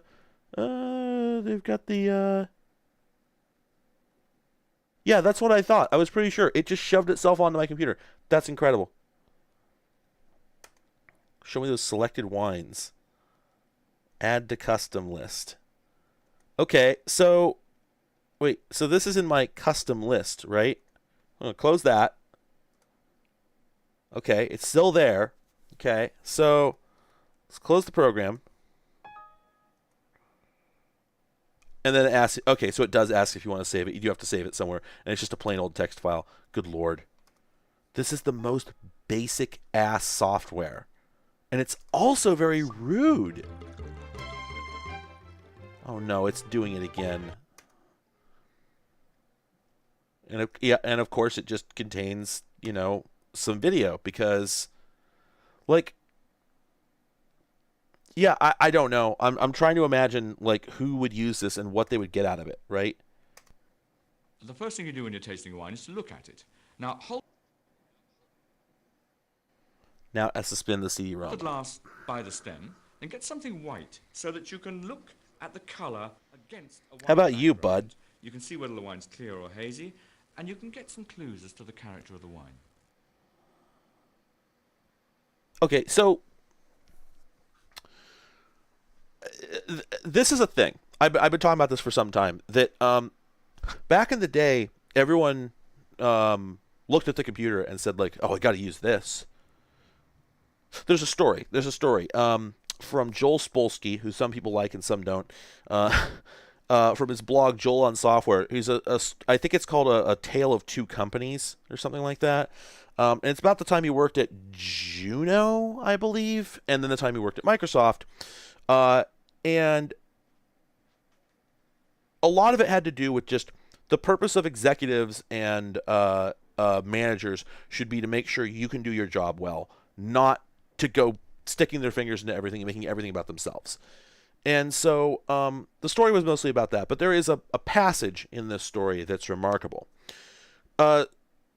So if I remember correctly, Joel Spolsky literally wrote a good chunk of the Microsoft Office macro system. I may be misremembering this, but I think that's true. He literally like wrote the macro engine. Hang on, let me look it up. I don't want to get this wrong. It's real easy. Yeah, it's just called Two Stories. Yes, that is literally what happened. Yeah, so this guy wrote the Visual Basic for Applications implementation that's used in Microsoft Office. That was his thing, and he's got this story about how he's working on it, everything's going fine, and then out of the blue he gets told, there's this new application architecture group. What do they do? But anyway, they want to come see your program and just give opinions on it. He's like, I don't have time for that, but okay. So they go have a sit down, and some sort of dumb conversation ensues. But the crux of it is, at one point, having realized all these guys are stooges and don't have the faintest idea what they're doing, he says, can anybody think of any applications they would use a macro for? Like, these guys are making suggestions about how the macro language should be designed. He's like, well, can you give me any use cases for macros? And it's just a sea of dumbfounded faces. And then one of them goes, well, you can underline text, and you can double underline text. Maybe someone wants to triple underline it. Like, brainstorming is famously a bad way to come up with ideas. And the way that conventional information producers, owners, vendors approached the PC, and the way that PC software vendors attempted to shove conventional information like magazines, encyclopedias, reference guides, etc. into computers was brainstormy as hell. It's so ham-handed. In this case, I defy you. With an hour to work on it, and you don't need to show your work, all right? I just want you to sit down, look me in the eyes, and tell me, what is the value of having, one, an extremely tiny version of this video? Yes, I know on a 640 by 480 screen these would be bigger, but why not just make them the full size of the window? Oh, well, then you wouldn't be able to see them all on the screen at once. You could just click the one you want, and it just starts playing there. Why? What value does that have? Can you explain to me? Can anybody think of a reason why it would be valuable to see only one small clip instead of just having the guy give his whole spiel? Because you're not supposed to watch these separately. Like, you're supposed to watch all of them. You're not going to watch just the look part and then go, let's see that look once more. Let's see how he looks, especially since he doesn't actually demonstrate anything. He doesn't hold it up against a white surface because they're chroma keying him, right? To put him into a background. Or I guess that could be a colored backdrop. Maybe it's not virtual. There's no value in these video clips to begin with. They're not good. There's no value in them being clips. Oh, sure, chapters within a video, no problem. Here's the trouble. Okay. And go. The next thing to do after you've looked at the wine is to smell the wine. Now, I'm swirling the wine around in the glass, and the reason for that is to push the aromas from the surface of the wine right up to the top of the glass. It's just like if you smell a rose in the garden. You smell the rose, and it's a nice smell. But take a couple of petals off the rose and crunch them in your hand, and then smell them. And it's a much, much more powerful aroma. That's exactly what I'm doing with the wine. And when you smell it, take note of your first impressions, and they're going to give you lots of clues as to what the wine is finally going to taste like. Okay, that was less than 40 seconds. Altogether, this page contains possibly 2 minutes of video, maybe 3 minutes of video. They don't need chapters. Anyone who is willing to sit and watch a video of any length would watch through this entire video unbroken. There's no value to these little tiny baby clips. There's no value to having them be so small. There's no value to the background. There's no value to the decoration. There's no value to any of this. there's no value to this that would not have been provided by a VHS tape, which he sold. I'm sure I can go to eBay and look up a VHS tape of this man. For all we know, this is from the VHS tape. The repackaging, the rebundling of extant conventional media to shove it into a computer format simply to give you something. This is Microsoft Home, so that they could give you something to put on your goddamn computer with Windows 95, so that you didn't have nothing.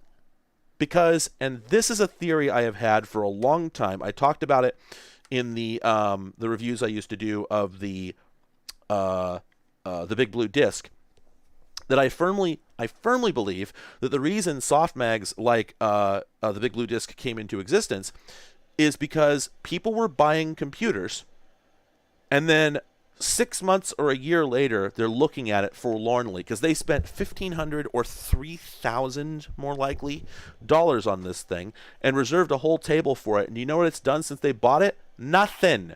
Jack shit. It's just sitting there. They tried using it a few times, and they haven't used it since. And they really want something to put on it. Now, is the software from the Big Blue Disc any good? No, not really. But at least you have programs. At least you have something you can type that's new, right? All you want is an excuse to sit down and actually turn the goddamn thing on. This program is not useless. It's just that the kind of person who would do the...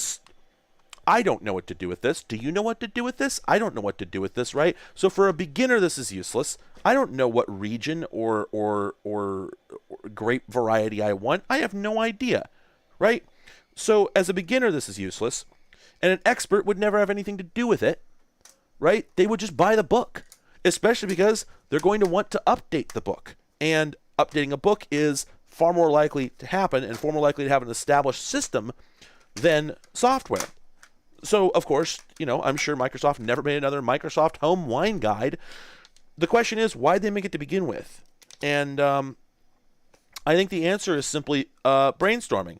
It's simply that they were sitting around. Yes, exactly. They saw solutions, and they were desperately trying to find problems to match with them, and failing. And so they produced crap like that just accomplishes nothing. That a book wouldn't accomplish, or a videotape, or a book and a videotape, or a book with pictures would do just as well, and it is valid to say that interactivity was difficult on linear media. So you could jump around a book, but a book doesn't have a soundtrack and it doesn't have moving pictures. Okay, so that's something that video can do. And the only form of video that anybody could use at the time typically was VHS. And other videotapes. Well, if you do want to see him swirl the wine again, being able to skip back in time and see that was of value. The trouble is, you can do the same thing with an MPEG. And what I think is remarkable, what I think about a lot, is there were, as far as I know, no computer software products that consisted of nothing more than a .avi on a disk. Because there were up through 96 when the DVD format came out, which of course was not available for use on the PC for a little bit after that, and was very difficult to use on the PC for about 3 to 4 years because the processing power just wasn't there for most people. Prior to the release of DVD, there was no standard disc video format except video CD. And while I think you could technically play video CD on a PC, I don't know that support for it existed in Windows. I don't know you could put it in and press play on anything. I think if anything you might have had to go. No, I don't think you could. I don't think that like Windows Media Player would do it. And so every time you got a program like this that consisted of essentially just a video on a disk, it would always come with this overly elaborate, overwrought, ugly as hell mystery meat navigation based piece of software wrapped around it, this lozenge around the actual content, which when it comes down to consists of perhaps an hour of footage, which they could have simply put on the disk as an AVI or an MPEG file and said, just click on this. You put the disk in and it just has an auto run that just launches that file. and maybe it comes with an MPEG codec installer or something like that, and then you just have a videotape that's easier to use, you know? By the way, interesting. So this is 3D Thinking Lab, which intrigues me. I looked at the back, and that looked interesting. What I didn't notice is it's an Edmark game. I had not realized it was an Edmark game. They made some good stuff, as I recall. And I'm excited to see what this could be, because there are several things this could be. It's co-branded with IBM. Choose your name from the list. Or okay, we sure have had a lot of folks. We sure have had a lot of programs today that only want to run at very low resolutions. Let's see if we can make. Whoa, that's not the result that I expected, buddy. Oh, that's right. The behavior of this terrible capture card I'm using is kind of janky, and it only ever outputs 1080p. All right, well, Nadia, I need to know what you're talking about. I need a name for that, please. Oh. Mickey Possingham. Thank you for the information. I'm going to put a search in for that and check that out later. Whoa. Yeah, movie CD. Look at that. I've never heard of this. Serious? Serious Publishing made this. Huh. Wow. The Monkey Wrench Conspiracy. Yep, looks like that's the name. Okay. What? What the hell is this? Okay, we're going to check this out shortly.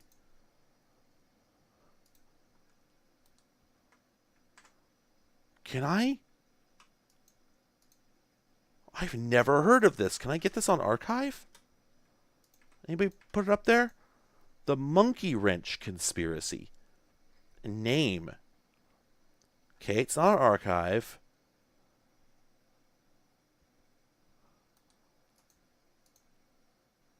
What?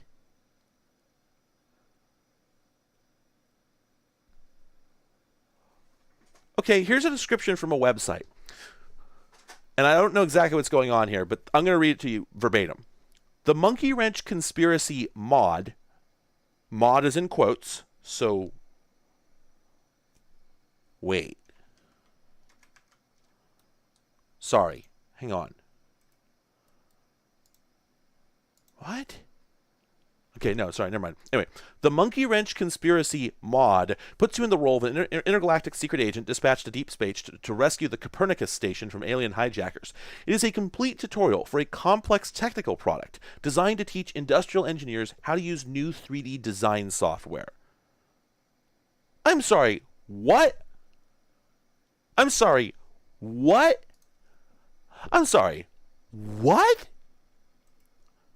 What? What do you mean? And yeah, it's a first-person shooter. It looks like Marathon. I'm trying to find a... I'm not just going to roll somebody else's YouTube video of this. But that is largely the only thing that's up here. And why is it described everywhere as a mod? This thing is like complete unobtainium. Okay, I am going to look for this. No, yeah, there's just like a few people scattered here and there who have heard of this thing. Apparently it's related to a piece of software called Think 3. Nadia, you've utterly destroyed me. I'm dead now. Oh my god. You know what? This came out in 1998. I may be able to download it from their website via archive. Maybe it was just like an exe and I can just grab it off the internet website. Come on. Come on. Big money, big money, big money, big money. No whammies. In fact, I'm just going to hit that URLs link. Let's filter by application. Let's just get down to it. It does not look likely. It doesn't look like it's been archived. Holy crap, their website's bad. I'm sorry you can't see this. I wasn't prepared to show you these things. And yeah, it looks like it's all, yeah, the website was all locked down. Okay, I'm gonna look into that later. You can't do this to me. Oh, Lord. Okay, I'm gonna hit play. Hello, my name is Dr. G, director of the Superhero 3D Lab. Today, I'm examining nets that fold up into solids.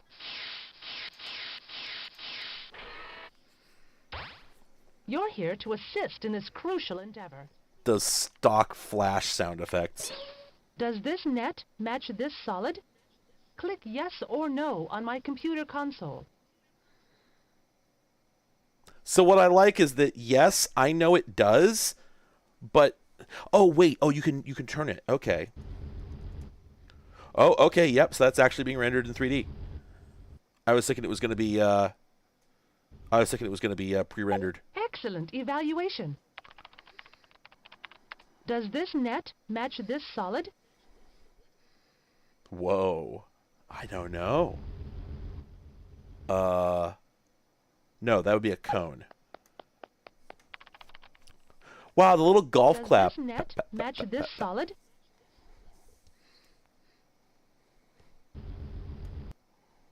Nope. Terrific thinking.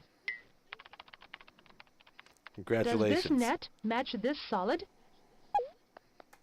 Is this the whole game?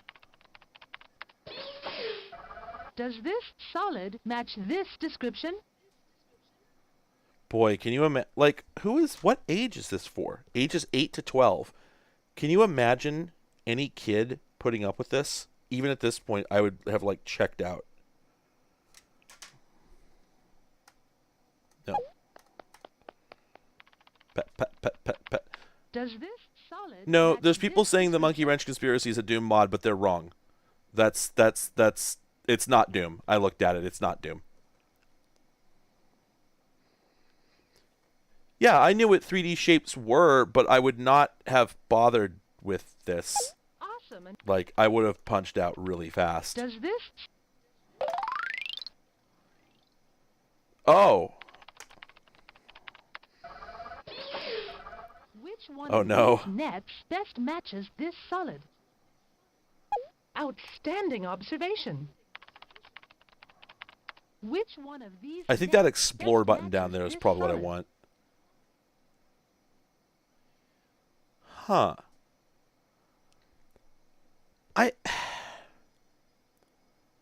I'm kind of confused as to what they're trying to accomplish here, if I'm honest. Nets, like, I get what it means intuitively, obviously, but this has never come up anywhere else in my life. So I'm trying to figure out, like, what's the goal here? And, like, I guess they're trying to show you, like, pick the one that could conceivably fold up into this, even if it's not intuitively connected. Which, okay, I guess.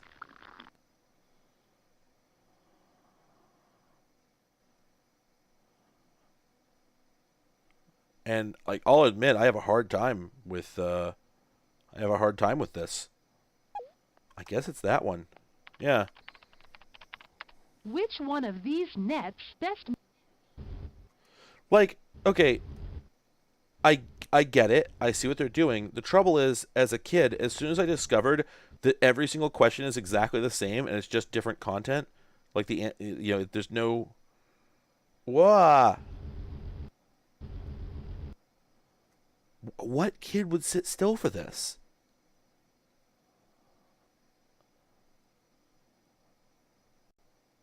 And, like, it's not really, like, they're not trick questions or anything, you know? Like, it's not bad. But it's just examine weirdly that again, tedious. please?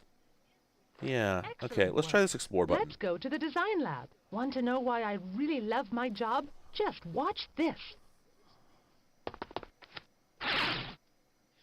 Ah! Create designs on the net and they'll be mapped onto me. If you want Ah! how to use the design tools, I don't want here. to! Nope! Nope! Nope! Nope! Absolutely not!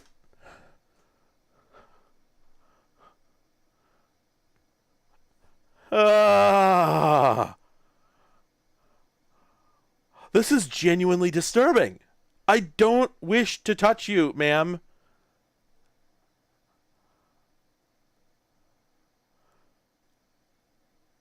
I think I feel genuinely uncomfortable with this. I think I would have felt more uncomfortable with this as a child. Yeah, please draw on me. I need your ink. Yeah, Ugh. Nope.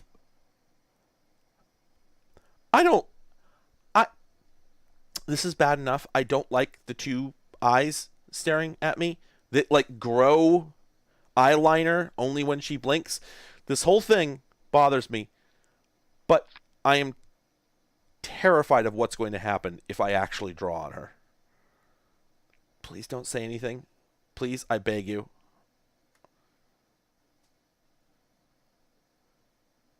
Wait, did it? Oh, okay. I thought it was like processing, but I guess I just put it on the other side, right? Yeah, there we go. I thought it was going to like folding at home my art. Whoa. Okay. You can't make the eyes go away. At least I can give her a pierced nose, I suppose. Does that improve things? Is that better? What about let's just have two noses. There's a nose on each side. This sucks, man. Sure, yeah, why not? The double nose. Yeah, let's go for it. What is the point here, though? No, she's gone! I killed her? I killed her into a watermelon?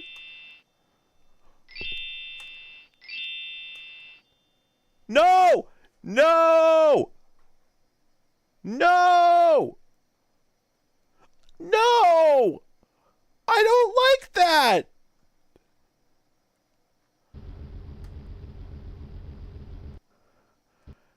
She's in pain, but I'm not helping her. Why is that? I'm going to turn her away. I don't wish to see her suffering.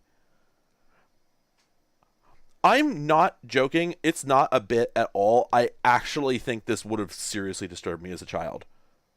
It's disturbing me now, and I really think this would have given me nightmares. I had nightmares from things like this.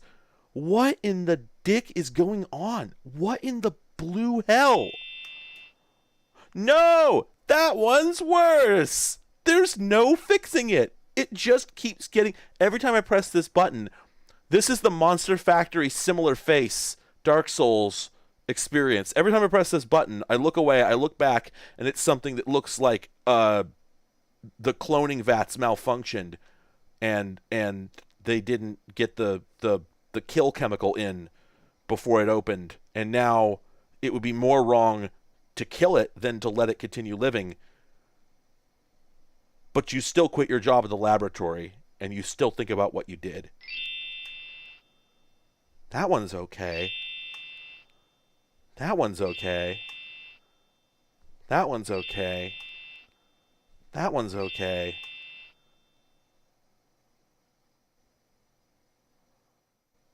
What? What?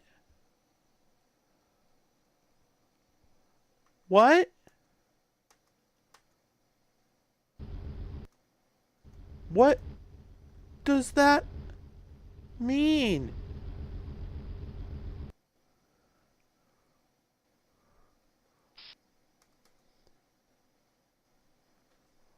What is going on? Oh, wait. There's a button down there. Turn the eyes on and off. But what? Well, that one's gay, so at least there's that. This is the first time I felt comfortable the whole time.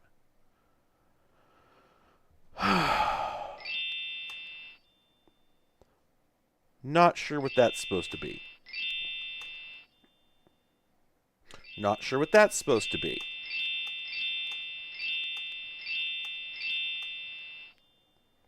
Now that's a fursona. Okay, folks, we did it. Finally, we've reached the furry awakening trigger. My God, this program is very upsetting.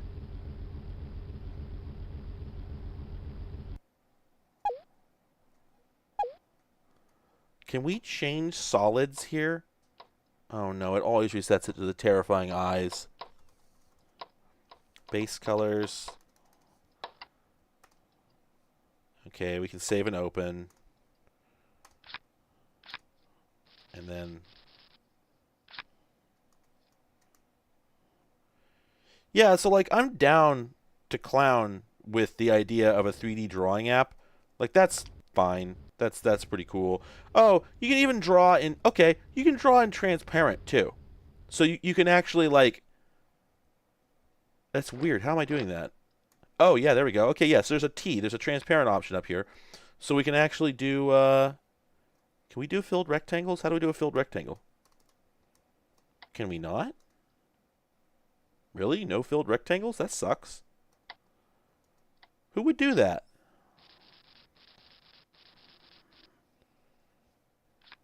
Huh. But yeah, so you can, you can cut a hole in the surface. That's pretty neat. I think that's pretty neat. I don't see a way to, like, print this or export it or anything, and that sucks. And I think we've seen everything the program can do. So, that was all very upsetting. Yeah, you'd think it would be for papercraft, right? It would seem like an obvious outcome from it, but, yeah, wow, okay. Ah, crap, and yeah, it can't load the Smacker playback library. Oh, and you know what? I think that's Macromedia Director. I do believe. And it sure is. Yeah, I was hoping that there would be like some interactive demos on here, but it looks like there probably isn't. Yeah, it's all just Smacker files. Oh, they had Turbo Science in there, though. I used to like that. Oh, man. Yeah, that's the thing. If you could actually make stuff with it, that would be one thing, but you can't. It's actually useless. I'm going to throw all these discs away, most likely. All right, well, you wanted to see it. We all wanted to see it. We've been waiting this whole time. Equestriad is a realistic recreation of the world's top 3-day event courses, including Badminton, Burgley, Kentucky, and Sydney. Wow, there's no summary on here that actually says this is a horse racing simulator per se. You have to get all the way to the bottom, and it says that it gives you the opportunity to stand in the stirrups of your favorite rider and compete at the highest levels in stunningly realistic 3D graphics and super camera replays, providing the ultimate riding experience. This is serious horseplay, and it supports multiplayer. I thought this was a DVD because it came in this case, but it's actually just a compact disc. Whoa, what? The hell? What year is this from? 2002. This is a really late CD-ROM title. I want to show you something. So there's the disc, right? And, can we? Yeah, so I know CD audio. I've seen CD audio plenty of times in my life. I don't remember it having like a tangible record, vinyl record looking groove. Come on. You see that? That's weird, but I have to assume that must be the CDDA section out there.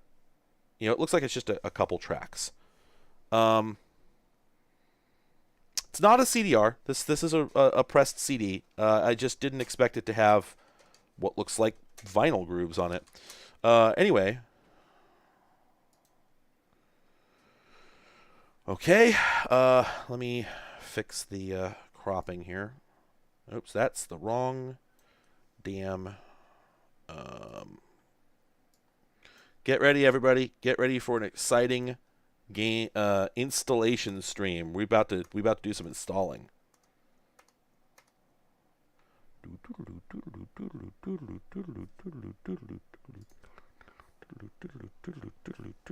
Oh yeah. Yeah, this is going to take a minute. This is going to take a minute.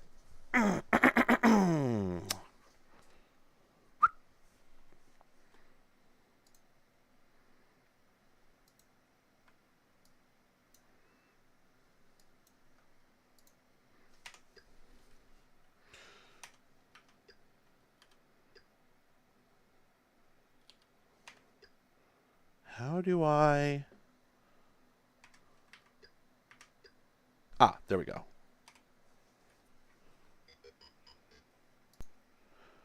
Wizard is a term that was introduced by Microsoft, as far as I know. I could be wrong about that. But it's just some, creative idea that some marketing person had. Is that what it is? Is it because it's like magic?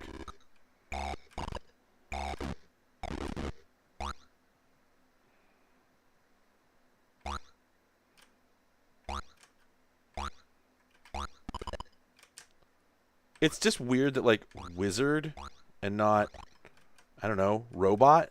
Or... Yeah, I don't know. I feel a bit confused.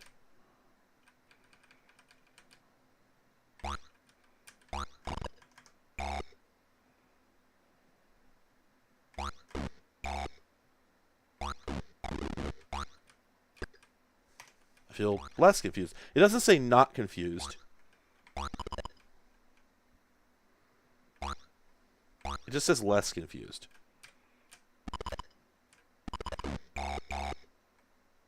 You have to remember not to kill this guy at close range because he has a little death revenge.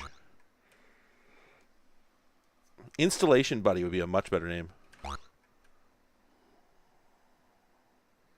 Yeah, I know they made HD versions, but to tell the truth, I don't really want that. I looked at what they made, and I did not find it satisfying. Ow, I forgot that guy was up there. I looked at what they made. I did not find it satisfying because it felt like it was too... like it worshipped the original concept too much and was not willing to extend it into the full expression of what it could be.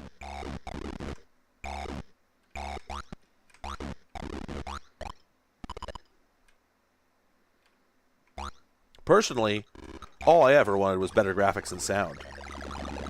Because the sound is pretty nasty, and the graphics are, EGA was never good. It was just either not terrible or pretty terrible.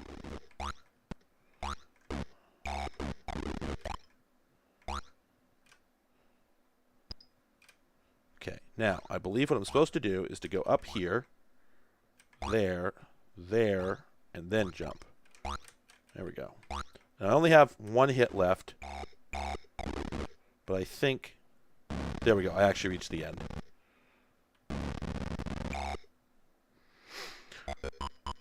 Chip's challenge is pretty dope. I don't think I actually have a copy of it at the moment. So I'm going to do an Anycast video eventually, but I would love to get the HD capture boards. It would actually really expand what the video, really... It would expand its breadth considerably, and I would really like that. The software's done installing, so we'll play that in just a moment. I was going to say, a lot of games when I was a kid really kind of wigged me out. Like, they just gave me, like, weird emotions connected to things. And one of them is that I used to play this game over and over and over and over and over when I was, like, 7, 8 years old, maybe younger, and couldn't make any progress. And then when I finally managed to get through levels, because I just, like, slowed down and thought about what I was doing instead of just walking forward like a dipshit, I finally made it to this little teleporter, and it was just incredible to me that I was going to go to a new place, and then I did. And it took me here. And I could see, like, there's that fortress up there, and I'm like, oh, I want to go to the fortress. It's very hard to get to the fortress. One of the pickups in this game is some toothpaste and a toothbrush, and you know, makes you wonder if the game might be for children. Who knows? I don't think you can kill this guy.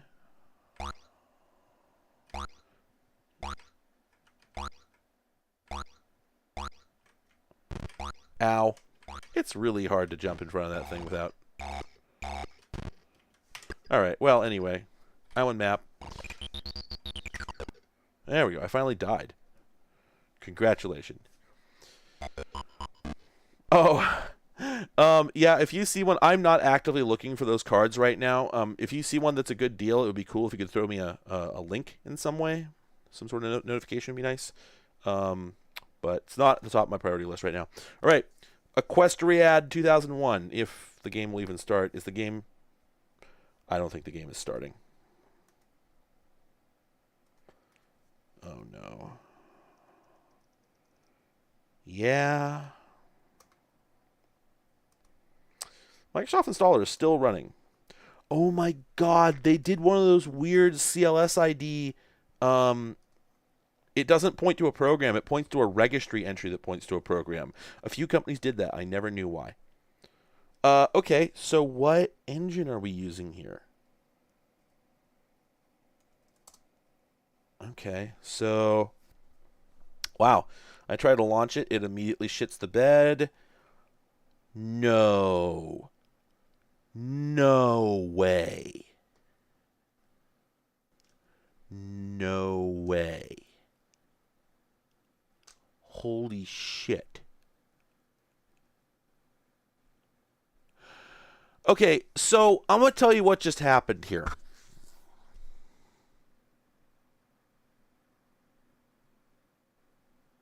Yep. I'm going to tell you what just happened here.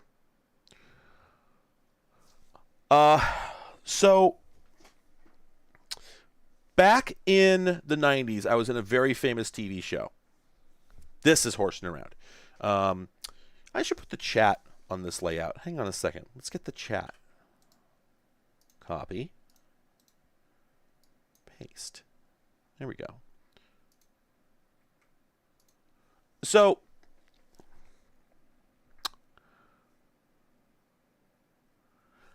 for anybody who doesn't know, back in the 80s, when the IBM PC was based on the 8088, all IBM PCs were exactly the same speed, 4.77 megahertz, up until the, well, first there was the NEC V20 chips and the V30 chips and a few other chips that I think were also 88 compatible but ran at faster speeds, usually exactly twice the clock speed.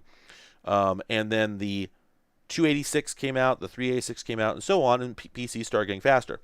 Electrokinesis, any of them would do, but I would prefer the HD SDI, honestly.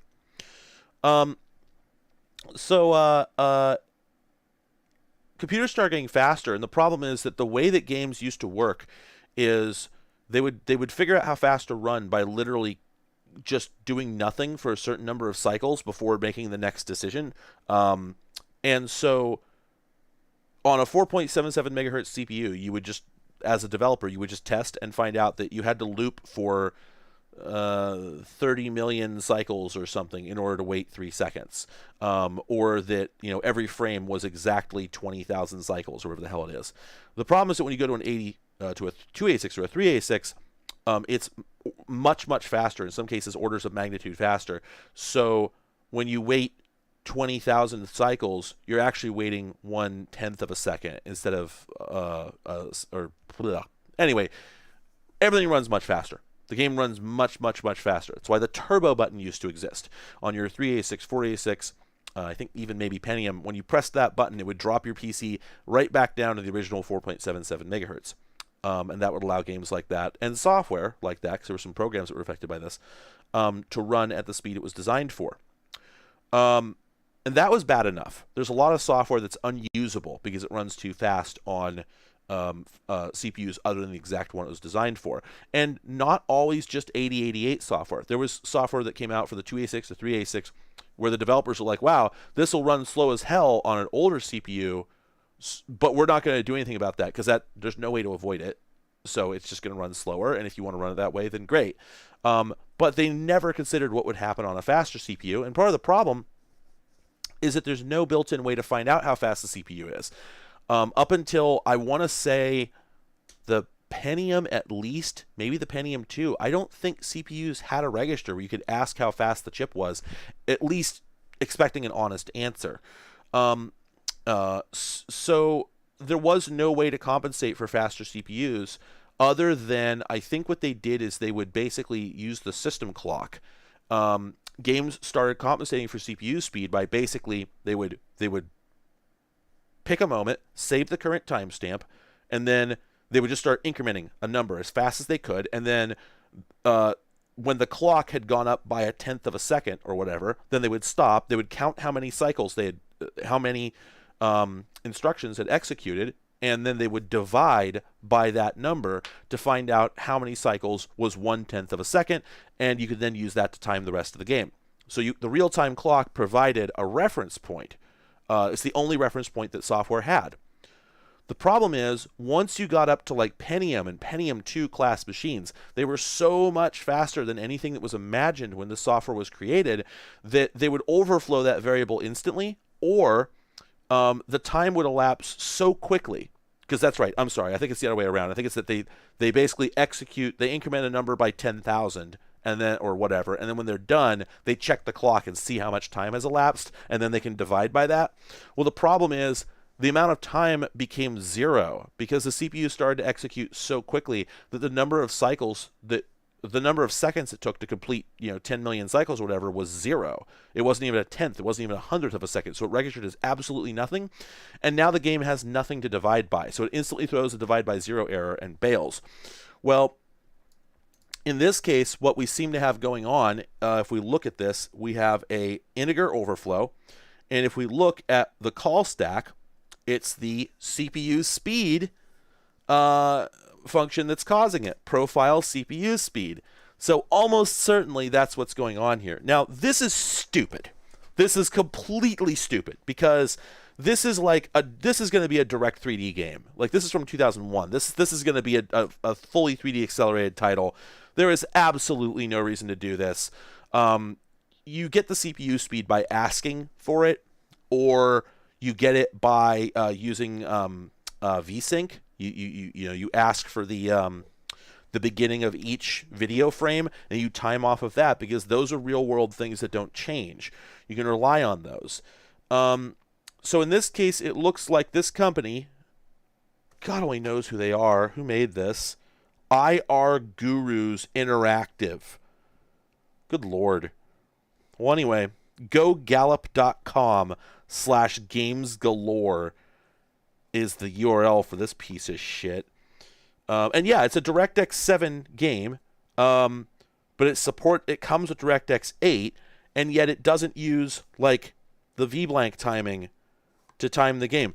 They have managed in 2001 with a current contemporary game for 2001 to dredge up a bug from 1986.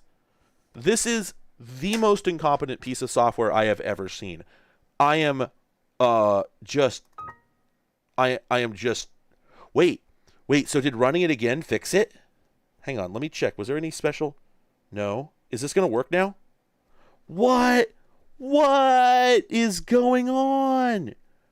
It's working now? What? I do not want to run full screen. We'll have trouble with that. I don't even know what to say. This is, my mind is completely blown right now. Oh my God, this sucks.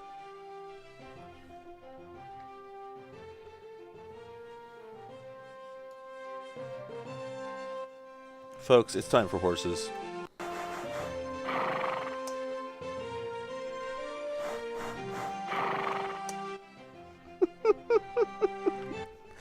Oh no. Hormps. This definitely looks like a 3D, like a DirectX 8 game. Let's turn that detail up. Oh, this is so bad. There's no reason for this to be bad, but it is going to be bad.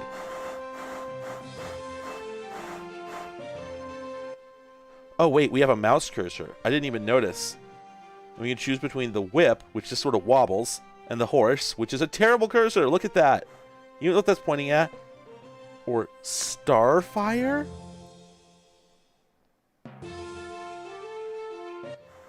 Oh, yeah, this game's 3D. This is from 2001.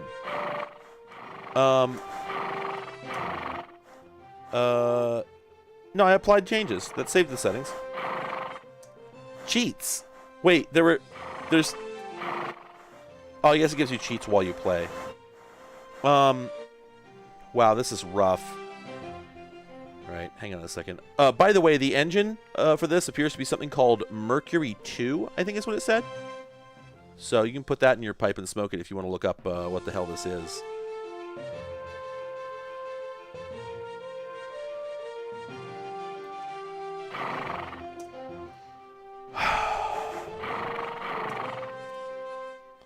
All right, there he is. We can't rotate him. Can we customize our rider? Aw, man. Oh, yeah, custom 1. That's my boy.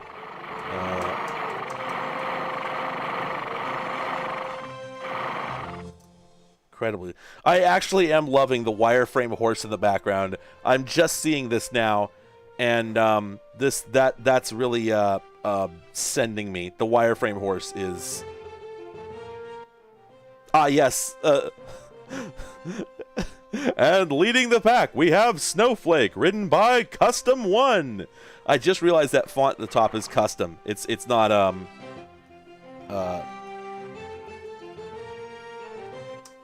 Toilet Dude and Snowflake. Wait a minute. Okay, no, it's all uppercase when you enter it, and it's all lowercase here.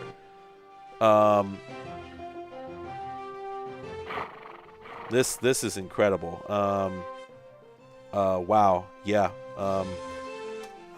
B-movie. We can change the clothing, but there's no character creator. Color. Wait, is this just rolling, or is it cycling? Oh, okay. It's cycling through a bunch of pre-rolled.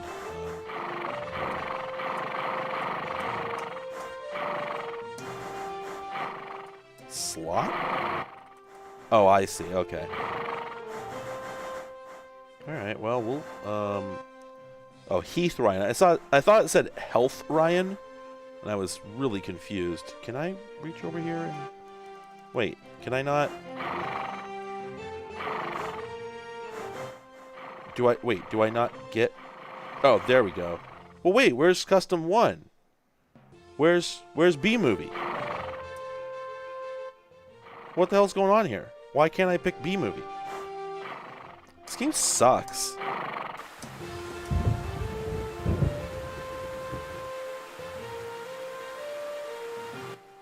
No, the game is copyright 2002.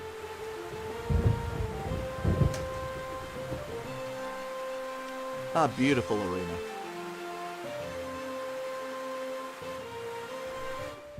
Yeah? That little vocal clip. Oh, wow, this is struggling. Oh, that is rough. A beautiful arena. This arena is as picturesque as ever. This arena is as picturesque as ever. This arena is... Has anyone ever seen anything as picturesque as what we're seeing right now? A beautiful arena. A beautiful arena. A beautiful arena. Every time I hit restart, it seems like it gets darker.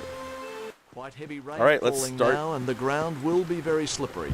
When entering the arena, it is very important to keep a straight line right down the middle.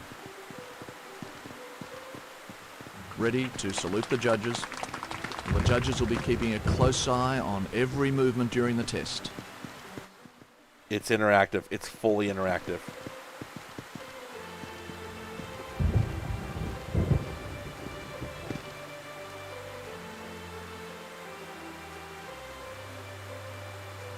Seems to have just overshot the marker there. Oh no. I don't know how to change the gate. I can change the camera. Oh! How do we, there we go. Oh, you hold spacebar. And a nice salute there. Well, the judges will be looking for the horse and rider to stay in a nice, even rhythm during this test. Oh, Nice rhythm in trot. I'm wondering if, like, what if these announcers are famous equestrian announcers and I just don't know it? What if I'm making fun of John Madden right now? John Madden. Mark. Ready to trot at the next change. I'm already trotting. But then I'll have to canter. Alright, here we go. Oh, we got the driving line. A bit of resistance from the horse in that movement. What the hell? The controls don't make any sense. Come on. There we go. There's the canter. I missed it. Did I just miss it? Maybe not. Moving into trot now.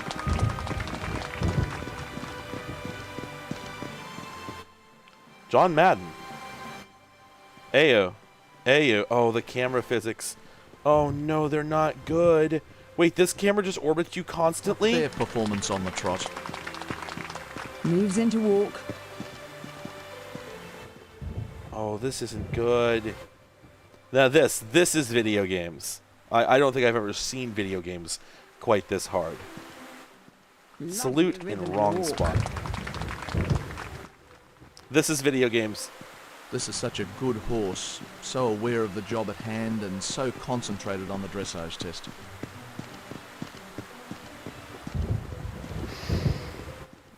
This is such a good horse. I can't even disagree, honestly. Nice rhythm in trot. They halt and salute the judges. Salute! No! We did it in the wrong spot! Seems to have overshot the marker there. Yeah, Again, yeah, exactly. Good place on that score. My god, I actually didn't do all that badly, and most of my damage is from penalties, I think? Let's look at the standings after the dressage. They're lying in 6th place.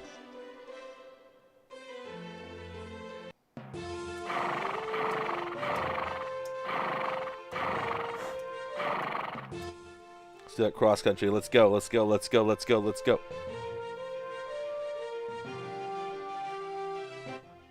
Yeah, this is Dirt Zero. The course begins at fence number 1, the Rolex Arch, and it's a straightforward and inviting fence that should give both horse and rider a confident start. Beautiful weather today, bright sunshine and a gentle breeze. And This is they're what off. DirectX 7 games looked like. That's a nasty fall for him. It's not space! I thought it was space! Oh, a bit battered. Wait, and how long bruised, can but we- he's oh. getting back on.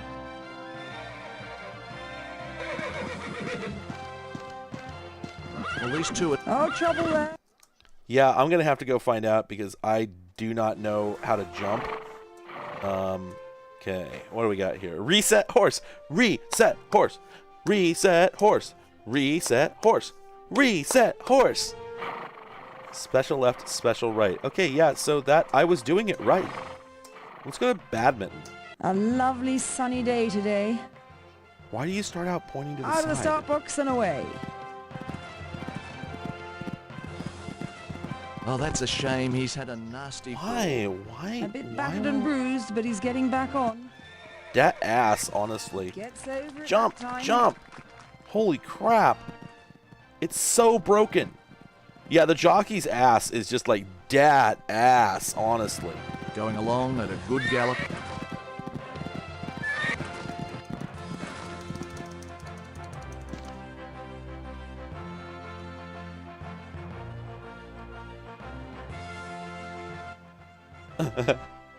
The game has just completely failed to... Okay, so there's several things I need to address here. There's several things we need to talk about. The first is that the game has utterly failed to either allow the jump or to acknowledge that he didn't jump. It's still running. We're still going. It's not like I put it in this mode, right? So we're just like, we're not soft locked, I don't think. I think if I were to back off, it would let us continue. But I don't know why that's so broken. But the second thing we need to address is this a thing in horse competition to just have two Toyota pickup trucks just backed up ass to ass with the tailgates taken off and filled with flowers? Is that a thing? Why would that be a thing? Why would they not have... Like, I would expect that at, like, a tractor pull. I wouldn't expect that here. What did my horse just do? Two trucks having sex. Two trucks having sex. Yeah, this is a classics of game. Absolutely. Yep. Oh, my God. These two taking it easy, trotting, maybe to conserve some energy. We're trotting. Yeah, I'm definitely trotting right now. Can we just explore the course? He realizes he's gone the wrong way. I'm surprised they bothered to record a vocal clip for that. Okay, all right, The and usual driving style works well at the Mitsubishi pickups. we've done Going it. along at a good gallop.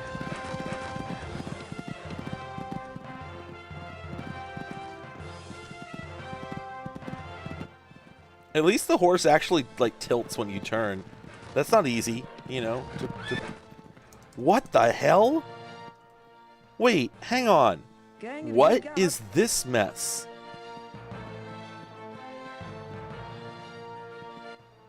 Oh, so it's like you either go straight for the easy one, or you can do this wild 90-degree if you want to really show off. I guess? Oh, he's off. No!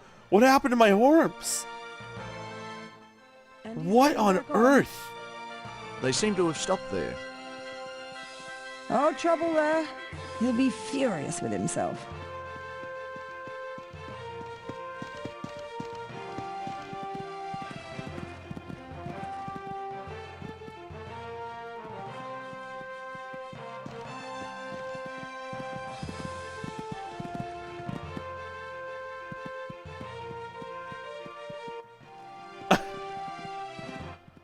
This is such intense classics of game energy.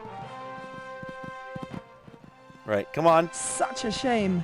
That's not like this horse at all. Oh, and he's getting back on. This course has proved rather troublesome for these two. Let's look at the placings Did, after. did he just make fun of me for getting back on? Outstanding. All right, let's see that last event. I want to go to Birdie. Oops, no, that's not it. That's the Lovely same place sunny we just day were. today. And they're off. This is the sort of the game where I would expect to, like, press, I would expect to press, like, F3 and have it turn on wireframe mode, but no dice, apparently. Okay. I don't know why, like, the game has this whole implementation for a preview system, but it doesn't Beautiful actually weather use it. Bright sunshine, luck. gentle breeze. They just clipped a rail there. Oh, this is such chaos.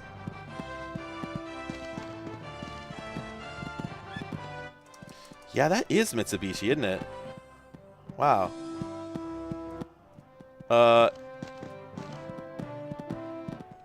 Yeah, I would... That's the thing, is that games like this always... They're always part of a series of, like, 12 games that came out over the course of so many years. A bit battered and bruised, but he's getting back on. So I would fully expect this to have had sequels. Oh, trouble there. It's one of those things where, like, if you were going to make a game that bad back then, why not make it that bad now? Can we just leave? Can we just enjoy the freedom of the course? Yeah, there we go. All right, this is what I want to do. Yeah, there we go. All right. Just really, you know, it's the job and the duty and the right and the privilege and the God-given need of a horse to be free. And now we're doing that. We're making it happen. Is that... I can't tell if that bridge is one you can walk over. I don't think so. I think you're supposed to jump over it. But let's spin right around here. I want to just bail out the little gate there, but I'm pretty sure they lock it. Okay, clunk. All right. In about 20 seconds, I'm going to get disqualified. So I'm excited about he's that. off. Okay. Oh, okay, but I can break gates that I'm not yet supposed to be at. Okay. Good to see him back in the saddle. They've stopped on course. The game is called Equestriad. It's like equestrian, but like triad. And yeah, 2001. Although it doesn't say 2001 on the box, that's definitely that is the name of the window. All right, so I'm curious about the practice. Does that just let us do? Does it just do this without the commentary, or is it just going to be a normal? Okay, I don't know if you're being serious that you actually can put it in big head mode, but I'm going to go try it.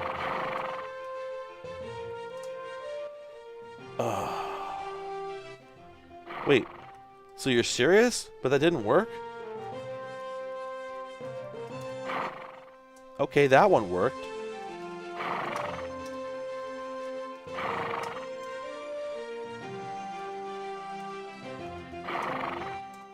What the hell?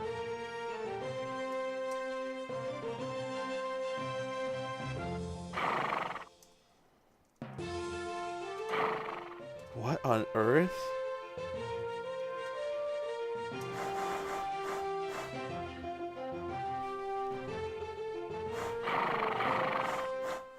So are those cheats on now? Probably?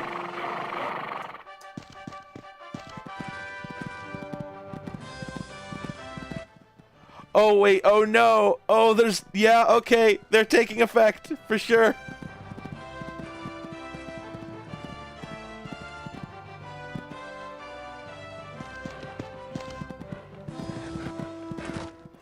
The neck is too small. I can't see it.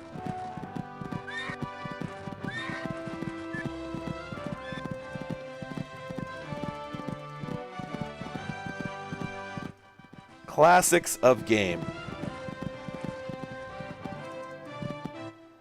What's up, everyone? I'm the horse. I'm the person whom horse. All right. The other question I have here is, let's see this multiplayer situation. So, oh no, I just realized what it is. Oh no, no, it's hot seating. I guess that makes sense, but it also sucks. All right, so anyway, that wasn't good. Let's look at that debug log. Yeah, I guess it just didn't need to actually do anything with the CPU speed. That whole thing was nonsense. All right, I'm just going to look through these, going to look through these, going to look through these, going to look through these, going to look through these, going to look through these. You know, scripts does make me wonder. What? Oh, I see. Okay. I was like, is this assembly for a second? But no, normal move, complex move, sub move, etc., etc., etc. So we could actually just replace all the dressage scripts with just salute over and over and over and over and over. Let's, in fact, does that work? Oh, there's like a number. There's a pound sign in the second column there. Well, I'm not going to bother, but what I am wondering is... Okay, nope, that's compiled. That's compiled. It's always fun when you find a game engine that just has a bunch of, like, uncompiled script code just hanging out, but unfortunately this is not one of them, turns out. Bummer, honestly. Yeah, well, that was spicy. Oh, and it's been tested with the Rage 128. Outstanding. Oh, there's a PS1 port. Oh, Lord.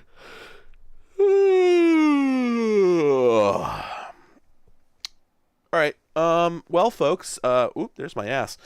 This has been fun. All these games are going in the trash. I can't believe how bad all this software was. It's actually worse than I realized or was prepared for. But I did have a good time, and I hope you had a good time. It's been actually a pretty nice Sunday. I had a big old BLT for lunch that I made with my hands. But I'm glad the new mic is working. I'm glad I get to use the nice headphones now. That's pretty dope. And now I'm going to go cook some fettuccine Alfredo with some chicken. Thank you all for coming, and I will see you later. Enjoy your weekend.